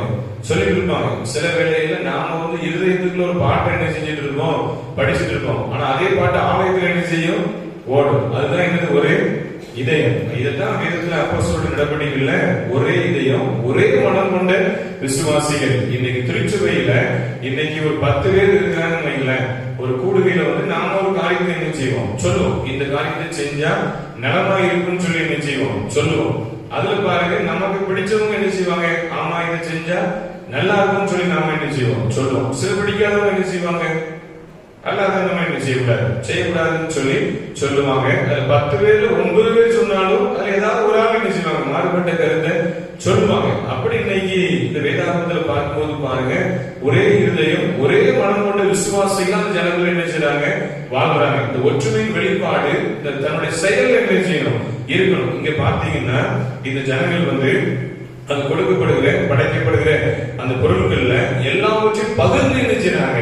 ஜனங்களுக்கு கொடுக்கப்படுறாங்க. ஏழைகள் மீது அக்கறை உள்ளவர்களாக என்ன செய்றாங்க? வாழ்றாங்க. வல்லமையுடன் சாட்சி கொடுக்கிறாங்க. ஒன்றாக தன்னுடைய வாழ்க்கையில சேவை செய்ததற்கு சொல்லி விதத்தில் என்ன செய்யப்பட்டிருக்கிறது? சொல்லப்பட்டிருக்கிறது. அப்ப நம்மளுடைய வாழ்க்கையில திருச்சபையை வளர்ச்சியின் பாதைக்கு கொண்டு போகணும், குடும்பம் ஆசீர்வாதமா இருக்கணும்னா ஒற்றுமை வெளிப்பாடு என்பது செயல். சொல்லில் மட்டுமல்ல, செயல்ல என்ன செய்யணும்? இருக்கணும். நம்மளுடைய ஒற்றுமை செயலில் காட்டுவது அவசியம் சொல்லி ஆண்டவர் என்ன செய்றார்? எதிர்பார்க்கிறார். இங்கு சொல்லப்பட்ட இந்த ஜனங்கள் எல்லாம் பாருங்க, தன்னுடைய வாழ்க்கையில ஒரே இருதயமா ஒரே மனம் கொண்ட விசுவாசிகளா என்ன செய்றாங்க? வாழ்றாங்க. அதனால ஏழை எளியவர்களுக்கு உதவி செய்யறாங்க.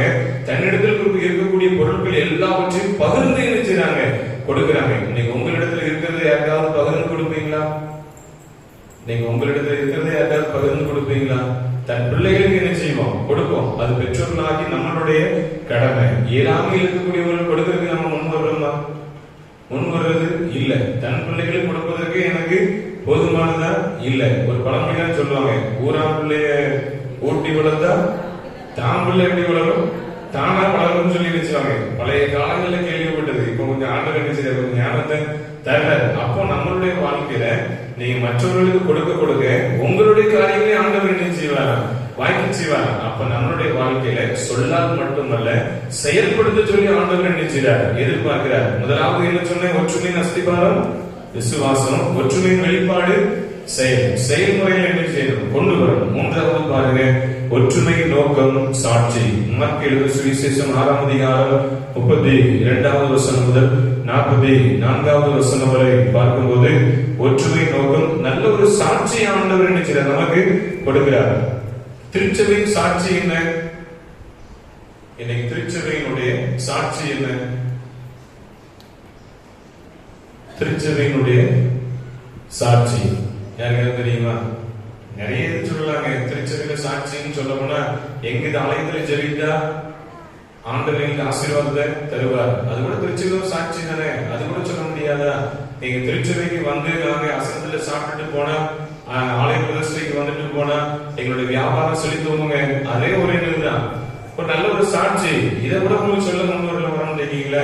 அப்ப திருச்சபையினுடைய சாட்சி என்னன்னா, நம்முடைய குடும்பம், நம்மளுடைய வியாபார ஸ்தலங்கள், பணித்தலங்கள் அல்லது பிள்ளைகளுடைய ஆசீர்வாதம், இது எல்லாம் நிரம்பிய ஒரு இடம் என்னது? திருச்சபை. அந்த திருச்சபையில ஒழுங்கு நம்ம இடத்துல காணப்படுகிறதா? திருச்சபையில ஆசிரியர்கள் பிள்ளைகளுக்கு என்ன செய்வாங்க? சொல்லுவாங்க. சத்திய வசனம் சொல்லுவாங்க. ஆலயத்துல அமைதியா என்ன செய்யணும்? இருக்கணும். வேதத்தை சொல்லும் போது என்ன செய்யணும்? திருப்பி பார்க்கணும்னு சொல்லி ஆசிரியர்கள் நமக்கு என்ன செய்வாங்க? சொல்லுவாங்க. ஆசிரியருடைய வார்த்தைக்கு கீழ்ப்படிந்து நாம நடந்தா அது என்னது? ஒழுக்கம். அப்படிதானே? டிசிப்ளின். அப்படிதானே? நீங்க நம்மளுடைய வாழ்க்கையில் அந்த ஒழுக்கம் இருக்கா? ஆலயத்திற்கு எதுக்கு வருவோம்? ஆலயத்திற்கு எதுக்கு வருவோம்? ஆண்டவரை ஆராதிக்க வரணும். சொல்லுங்க உற்சாகமா. தூக்கம் வந்து பயன்படல. இன்னொரு 6 பாயிண்ட் சொல்லலாம்னு நினைக்கிறேன். சொல்றதுக்குள்ள அப்ப எல்லாரும் கொரட்டே விட்டுருவோம்னு நினைக்கிறேன். சரி, பரவாயில்ல, விட மாட்டீங்களா? சரி, அப்படி திருச்சபையின் நோக்கம் என்னது? நல்ல ஒரு சாட்சி. அந்த சாட்சியுள்ள ஒரு வாழ்க்கையை வாழணும்னா திருச்சபையின் ஒழுங்கு என்னன்னா நம்முடைய வாழ்க்கையில ஒழுக்கத்தோடு கூட வாழ்வது. இந்த மார்க்கு 6ஆம் அதிகாரத்துல பாருங்க, ஒரு தனி மனிதனுடைய ஒழுக்கங்கள் திருச்சபையின் ஒழுக்கமாக மாறணும்னு சொல்லி ஆண்டவர் இங்க பந்தி பந்தியாக ஆண்டவர் என்ன செய்றாரு? உட்கார வைங்கன்னு சொல்லி என்ன செய்றாரு? சொல்றாரு. ஆண்டவருடைய வசனத்தை அங்க என்ன செஞ்சுட்டு இருக்கிறாங்க? போதிச்சுட்டு இருக்கிறாங்க. வனாந்தரமான பகுதி, அங்க இருக்கிறது 5 அப்பமும் 2 மீனும் தான் அங்க என்ன செய்யுது இருக்கிறது. அதை கொண்டு பல ஜனங்களுக்கு என்ன செய்ய முடியாது? கொடுக்க முடியாது.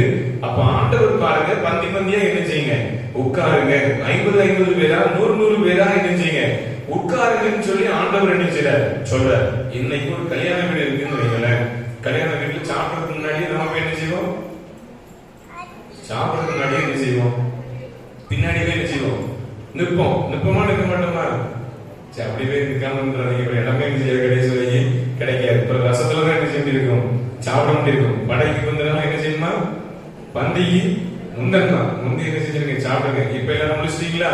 சரி, சாப்பாடுன்னு சொன்ன உடனே ஒரு நேரம் என்ன செஞ்சிடும்? வந்துடும். சரி, அப்படிங்க பாருங்க, ஏசப்பா பந்தி பந்தியா என்ன செய்யுங்க? உட்காருங்கன்னு சொல்லி என்ன செய்றாரு? சொல்றாரு.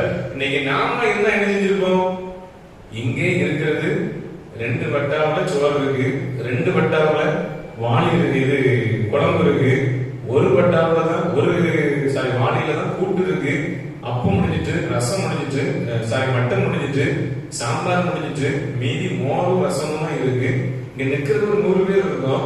எப்படி பந்தி வைப்பாரு அப்படின்னு சொல்லிட்டு பாதி பேர் என்ன செய்வோம்? மொய்யே கொடுக்காம பைக்ல வச்சுட்டு என்ன செய்வோம்?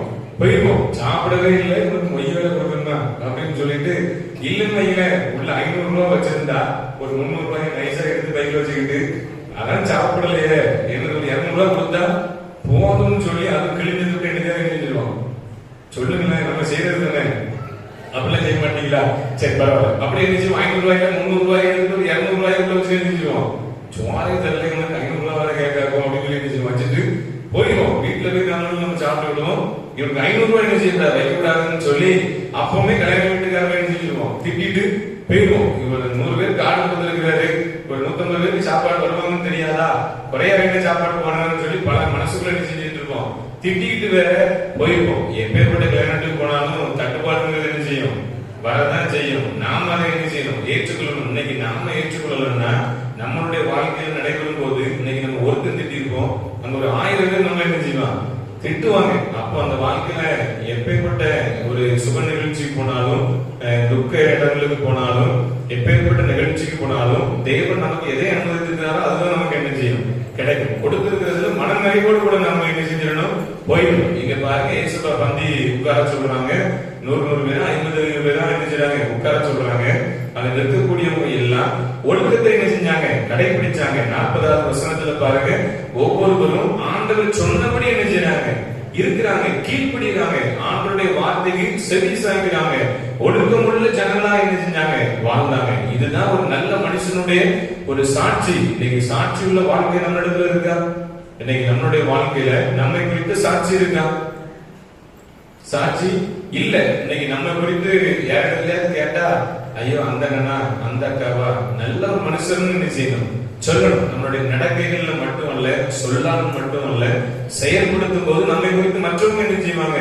சாட்சி கொடுப்பாங்க. சிலரை குறித்து சொல்லும் போது, ஐயோ நல்ல வேலை, சீக்கிரம் போய் என்ன செஞ்சாங்க? போய் சேர்ந்தாரு, இல்லன்னா வராம போயிட்டாரு, இவனுக்கு தேவைதான், இவன் பண்ண பாவத்துக்கு இப்படிப்பட்டதுக்கு மேல இதுக்கு மேல என்ன செய்யணும்? வரணும்னு சொல்லி தான் நாம என்ன செய்யறோம்? சொல்றோம். அப்படிப்பட்ட காரியங்களை நம்ம என்ன செய்யக்கூடாது? செயல்படுத்தவே கூடாது. ஆனா இங்க பாருங்க, ஆண்டவருடைய வார்த்தைக்கு கீழ்ப்படிதாங்க, ஒற்றுமையின் நோக்கத்துல நல்ல ஒரு சாட்சியுள்ள ஜனங்களா என்ன செய்றாங்க? வாழ்ந்தாங்க.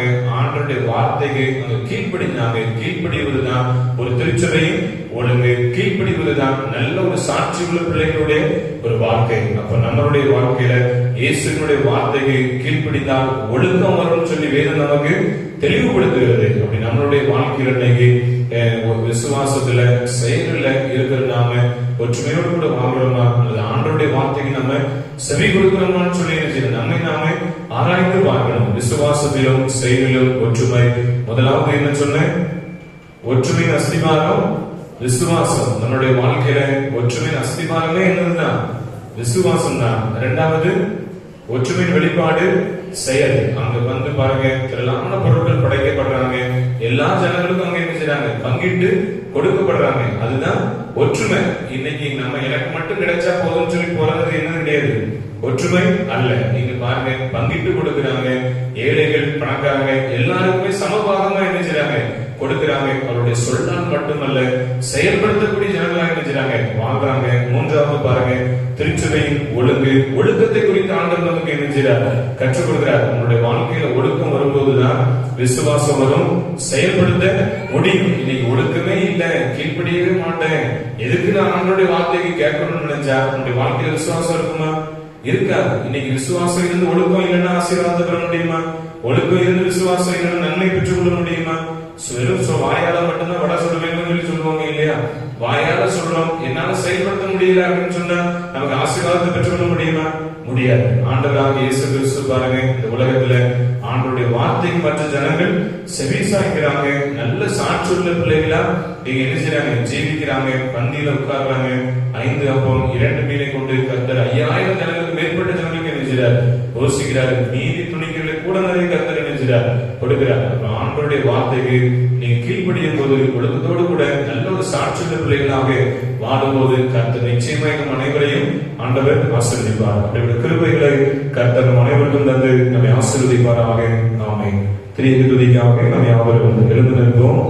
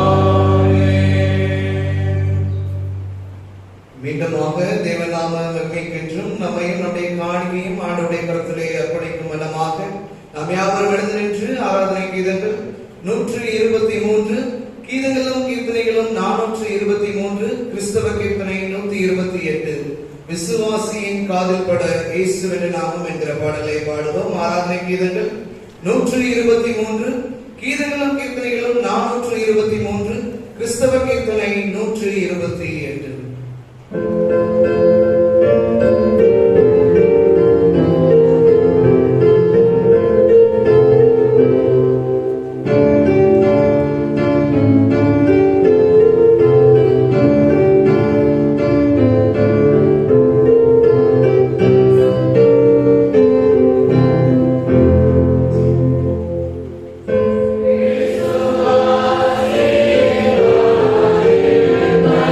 Hey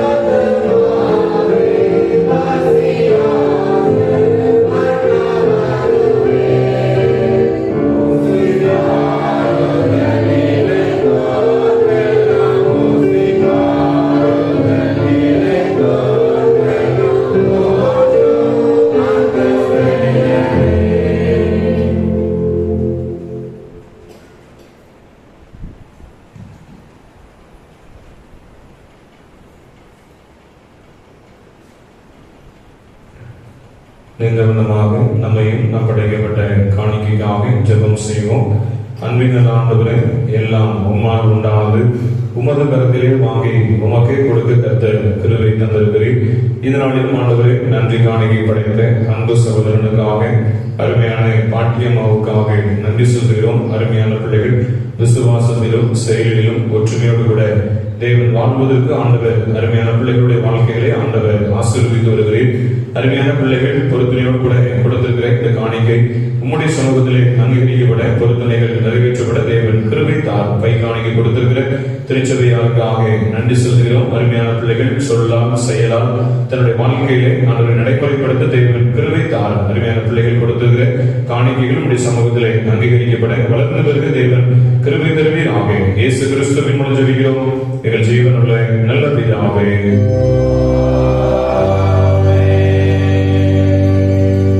ஜெபமன கிடப்போம். இரக்கத்தில் ஐஸ்வர்யம் உள்ள எங்கள் அன்பின் பரலோக தந்தையே, இந்த ஆசீர்வாதமான இந்த மத்தியான வேலைக்காக நன்றி செலுத்துகிறோம். விசுவாசத்திலும் செயலிலும் ஒற்றுமை என்று ஆண்டவரே, ஒற்றுமை நியாயமாக ஆசிரிய கர்த்தர் கிருபை தந்தை.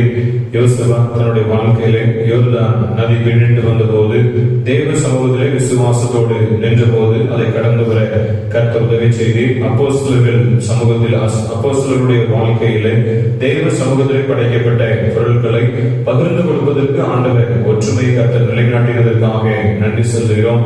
இயேசுவானவர் தன்னுடைய வாழ்க்கையில் திருச்சபையின் ஒழுங்கை குறித்து ஆண்டவர் கற்றுக் கொடுத்து பந்தி பந்தியாக உட்கார சொன்ன போது ஆண்டுடைய வார்த்தைக்கு கீழ்ப்படிந்தது போல நாங்களும் ஆண்டவரை ஒற்றுமையோடு விசுவாசத்திலும் செயலிலும் நிலைத்திருக்க தேவனைகளுக்கு கிருபை தாரும். இந்த நாளிலும் கற்பத்தின் கனிகளுக்காக ஜெபிக்கிற பிள்ளைகள், திருமணத்திற்காக காத்திருக்கிற பிள்ளைகள், சரீரத்திலே காணப்படுகிற பலவீனங்கள் நீங்கி ஆரோக்கியம் அடைய எதிர்பார்த்து காத்திருக்கிற பிள்ளைகள், ஆண்டவரை உயர்கல்வி படிப்பதற்காக அரசு பொதுத் தேர்வு எழுதுவதற்காக ஆயத்தப்பட்டுக் கொண்டிருக்கிற பிள்ளைகள், வீடு கட்டுகிற பணிகள் ஆசீர்வாதமாக ஏற்ற வேளையில் நிறைவடையவும் ஆண்டவர் புதிதாக வீடுகளை கட்ட வேண்டும் என்று ஆண்டவரை எதிர்பார்த்திருக்கிற பிள்ளைகளுடைய வாழ்க்கையிலும் ஆண்டவர் வேண்டிய வீடு கட்டுகிற பணிகள் எல்லாவற்றையும் கர்த்தரை கொடுத்து தேவன் ஆசீர்வதிப்பீராக. கடன் பட்டிருக்கிற பிள்ளைகளுக்காக ஜெபிக்கிறோம். நீயோ கடன் வாங்காதிருப்பாய், அநேக ஜாதிகளுக்கு கடன் கொடுப்பாய் என்று சொல்லப்பட்ட வேத வாக்கியத்தின்படி அருமையான பிள்ளைகள் மற்றவர்களுக்கு உதவி செய்யக்கூடிய பிள்ளைகளாக உதவிகரங்களாக இருக்க தேவனுடைய கிருபை தந்திரும்படியாக ஜெபிக்கிறோம். எங்கள் திருச்சபையிலே நீ தந்திருக்கிற ஊழியர்களுக்காக ஊழியர்களுக்காக நன்றி செலுத்துகிறோம். ஆண்டவரே, கடந்த நாட்களில் அன்பு சகோதரனுடைய திருமண காரியங்கள் ஆசீர்வாதமாக நடைபெற குடும்பமாக இணைந்து ஊழியர்களை செய்வதற்கு ஆண்டவர் பலன் தந்திருக்கிறேன். ஆலய பணியாளர் அண்ணன் அவர்களுக்காக ஜெபிக்கிறோம். சரீரத்தில் ஏற்பட்டிருக்கிற பலவீனங்கள் நீங்கி அருமையான தகவனா மறுபடியும் சமூகத்திலே ஊழியங்களை தொடர்ந்து செய்வதற்கு ஆண்டவர் உதவி செய்து வருகிறேன். தெய்வ கரம் அன்பு தகப்பனாரோடு கூட தொடர்ந்து என்னாலும் எப்போதும் காணப்பட கர்த்தர் கிருபை தாரும். நன்மை கிருபையும் உன்னை தொடரும் என்று சொல்லப்பட்ட வேத வசனத்தின்படி குடும்பத்தோடு கூட நன்மை கிருபையும் எப்போதும் தொடர்ந்து கர்த்தர் உதவி செய்வீராக. எங்கள் திருச்சபை வளர்ச்சிகள், திருச்சபையின் நோக்கங்கள் எல்லாம் ஆசீர்வாதமாக நடைபெறட்டும். ஆண்டவரை, ஆலய பிரதிஷ்டை பண்டிகை இந்த வருடத்திலே ஆசிரிக்க ஆயத்தப்படுகிற எங்களுடைய வாழ்க்கையில் தேவ கரம் இருந்து பண்டிகை நாட்கள் ஆசீர்வாதமாக இருக்கு. இப்பொழுதே நாங்கள் ஆயத்தப்பட தேவன் கிருபை தாரும். குளத்த குடியிருப்பு சேகரத்திற்காக ஜெபிக்கிறோம். சேகரத்திலே கட்டப்பட்டு வருகிற புதிய குருமனைக்காக நாங்கள் எடுத்து வருகிற முயற்சிகளுக்காக திருச்சபை பிள்ளைகள் மூலமாக கொடுத்து வருகிற உதவி ஒத்தாசைக்காக நன்றி சொல்கிறோம். உதவி ஒத்தாசையாக இருந்து ஆண்டவரே, ஆபிரகாம் தன் சகோதரனுடைய மகனை லோத்துவை நேசித்தது போல உதவிகரமாக இருந்தது போல எங்கள் தங்கையாமல் திருச்சபை பிள்ளைகள் ஆண்டவரை குளத்த குடியிருப்பு ஆண்டவரை கிராமங்களுக்கு உதவிகரமாக இருக்க கர்த்தர் கிருபை தாரும். எங்களோடு கூட இணைந்து ஆண்டவர்கள் செய்யப்படுகிற இந்த காரியங்களிலே நாங்கள் ஒற்றுமையோடு கூட இணைந்து செயல்படுத்த தேவன் எங்களுக்கு கிருபை தாரும். இந்த நாளிலும் ஜெபிக்க கேட்டுக்கொண்ட பிள்ளைகள், ஜெபித்து வருகிற பிள்ளைகள், குடும்ப ஆசீர்வாதங்களுக்காக ஜெபித்து வருகிற பிள்ளைகள், வயது முதிர்ந்தவர்கள், வாலிபர்கள், சிறு பிள்ளைகள், வயோதிபர்கள் ஒவ்வொருவரையும் கர்த்தர் ஆசீர்வதிப்பீராக. பாடகர் குழு, வழிநடத்துகிற ஆசிரியர் பெருமக்கள், இசை கல்வியில வாசிக்கிற பிள்ளைகள், எங்களுக்கு ஆண்டவரே இந்த 2 வாரங்களாக வந்து உதவி செய்கிற அருமையான மகன், கல்வி எதிர்காலங்கள், பெற்றோருடைய ஆசீர்வாதம் தொடர்ந்து காணப்பட கர்த்தர் கிருபை தாரும். திருச்சபையில் தந்திருக்கிற எல்சேப் கமிட்டி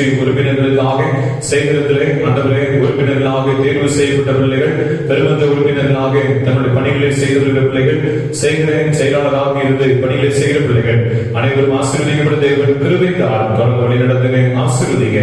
இயேசு கிறிஸ்துவின் மூலம் ஜெபிக்கிறோம் எங்கள் ஜீவனுள்ள நல்ல பிதாவே.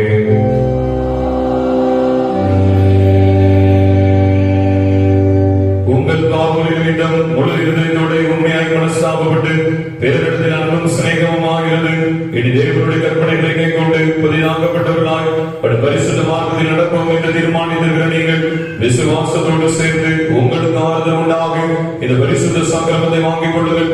அதற்காக பணிவாய் முழங்கால் படியிட்டு சர்வ வல்லமையுள்ள தேவனை நோக்கி உங்கள் பாவங்களை மனத்தாழ்மையாய் அறிக்கையிடுங்கள். சேர்ந்து சொல்லுவோம். சர்வ வல்லமையுள்ள தேவனே, எங்கள் கர்த்தராகிய இயேசு கிறிஸ்துவின் பிதாவே, சகலத்தையும் சிருஷ்டித்தவரே, சகல மனிதருக்கு நியாயாதிபதியே, தேவனுடைய நீதியில் உருவாக்கி எங்கள் மேல் வரத்தக்கதாக நாங்கள் அடிக்கடி நினைவினாலும் வார்த்தையினாலும் கிரியினாலும் இப்படி திவ்ய மகத்துவ விரோதமாய் அருகறிந்து செய்த பலவிதமான பாவங்களையும் அக்கிரமங்களையும் அறிக்கையிட்டு புலம்புகிறோம். இந்த குற்றங்களை குறித்து நாங்கள் உண்மையாய் மனஸ்தாபப்பட்டு முழு மனதோடு துக்கப்படுகிறோம். அவைகளில் நினைத்து வேதனைப்படுகிறோம். அவைகள் எங்களாலே சுமக்கப்படாத பாரம் எங்களுக்கு இறங்கும். மிகுந்த இறக்கமுள்ள பிதாவே, எங்களுக்கு இறங்கும். நாங்கள் செய்த யாவையும் உமது குமாரனும் எங்கள் கர்த்தருமாகிய இயேசு கிறிஸ்துவின் நிமித்தம் எங்களுக்கு மன்னியும். உமது நாமத்துக்கு கனமும் மகிமையும் உண்டாக நாங்கள் புதிதாக்கப்பட்டவர்களாய் இனி எப்பொழுதும் உமது ஊழியம் செய்து உமது பிரியமாய் நடந்தவர்படி எங்கள் கர்த்தராகிய இயேசு கிறிஸ்துவின் மூலமாய் கட்டளையிட்டருளும். ஆமென். உத்தம மனஸ்தாபத்தோடும் உண்மையான விசுவாசத்தோடும் தமிழகத்தில் மனதில் யாவர்களும் பாவம் மன்னித்து அருளி செய்வோம் என்று மிகுந்த இரக்கமாய் வாக்குறுதம் செய்திருக்கிறேன். நம்முடைய பரமபிதாவாகிய சர்வவல்லமையுள்ள தேவன் நம்முடைய கர்த்தராகிய இயேசு கிறிஸ்துவின் நிமித்தம் உங்களுக்கு இறங்கி உங்கள் பாவங்கள் எல்லாவற்றையும் மன்னித்து அவைகளில் நின்று உங்களை விடுதலையாக்கி சகல நன்மையிலும் உங்களை உறுதிப்படுத்தி நிலைநிறுத்தி நித்திய ஜீவ கரையில் செய்வாராக.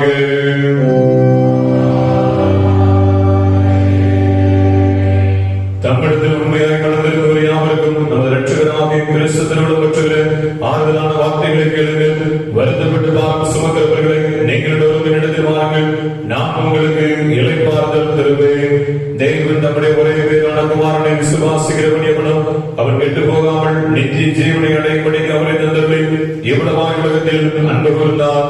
பாவிகளை ரட்சிக்க கிறிஸ்து உலகத்தில் வந்தார் என்கிற வார்த்தை உண்மையும் எல்லா அங்கீகரிப்புக்கும் பாத்திரமுமானது. ஒருவன் பாவம் செய்வானால் நீதிபதியாக இருக்கிற இயேசு கிறிஸ்து நமக்காக பிதாவினிடத்தில் பரிந்து பேசுகிறவராக இருக்கிறார். நம்முடைய பாவங்களை நிவர்த்தி செய்கிற கிருபாதாரப்படி அவரே. உங்கள் இதயத்தை உயர்த்துங்கள்.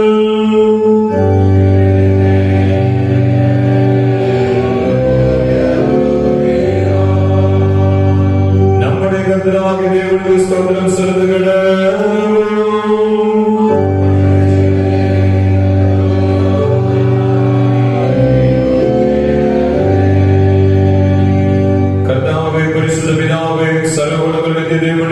நாங்கள் காலத்திலும் எவ்விடத்திலும் தேவனுக்கு ஸ்தோத்திரம் செலுத்துகிறது எங்களுக்கு தகுதியும் நீதி விசேஷ கடமையுமாக இருக்கிறது.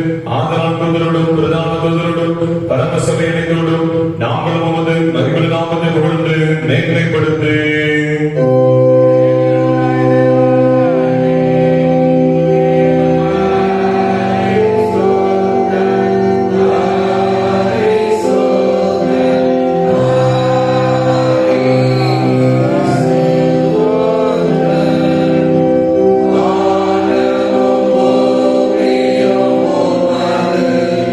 Hallelujah.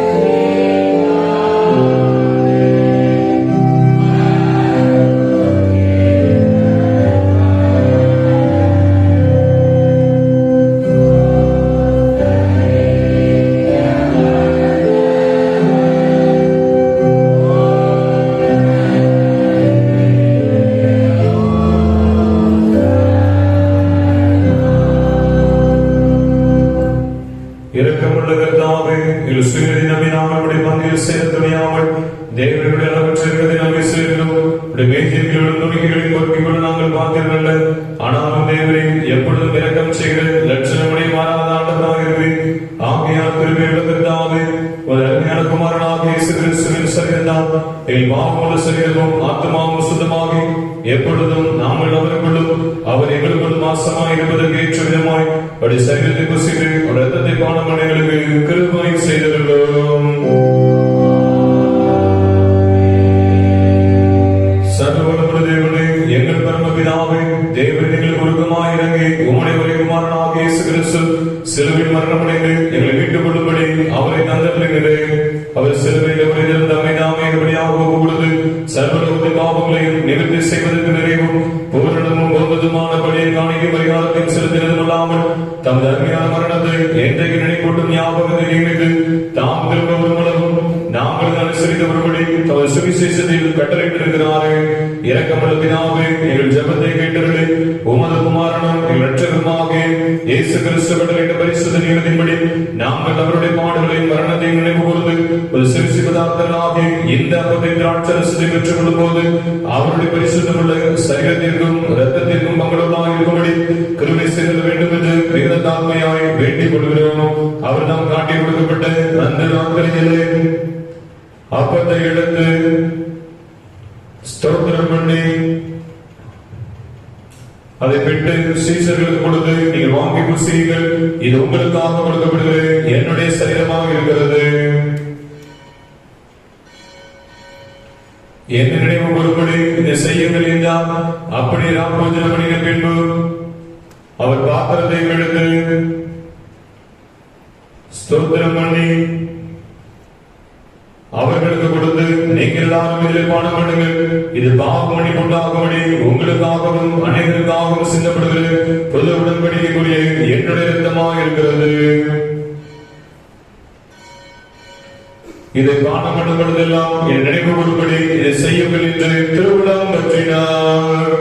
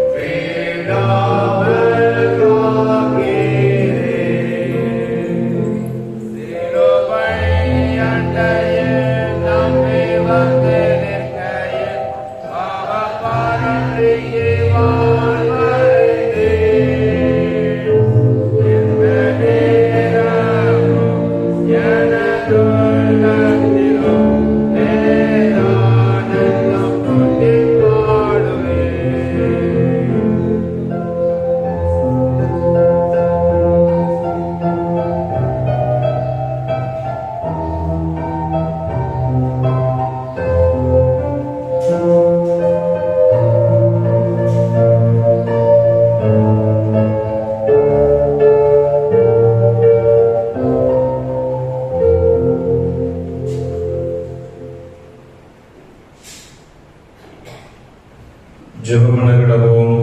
பரமண்டலங்களில் இருக்கிற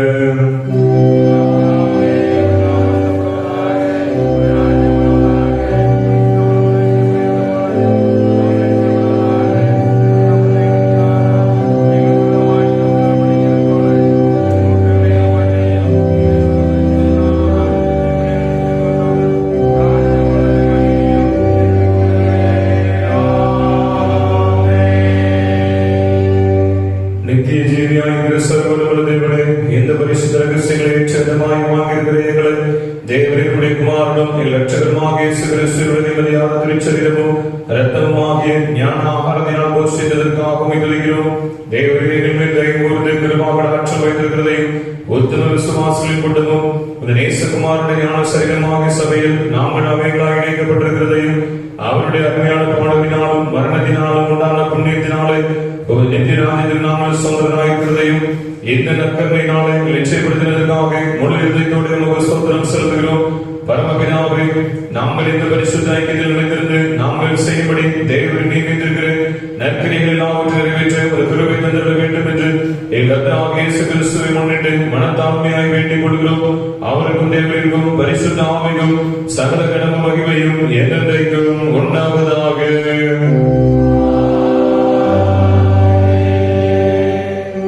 உன்னதத்தில் இருக்கிற தேவனுக்கு மகிமையும்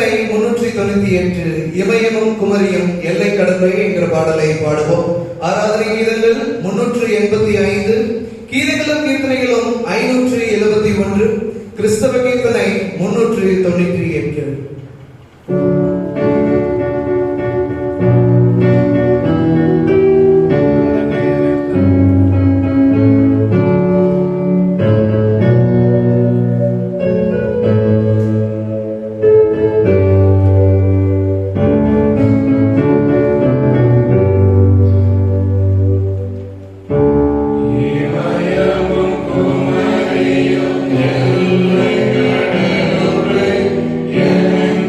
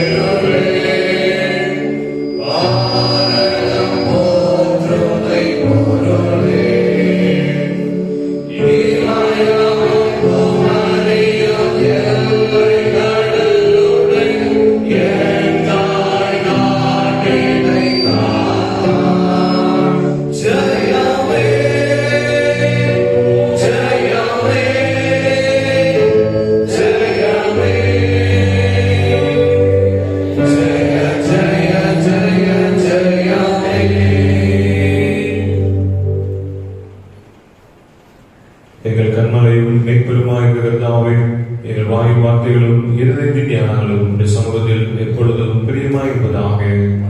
கர்த்தர்களோடு இருப்பாராக. தெய்வ சமாதானத்துடனே சென்று வர கடவோம்.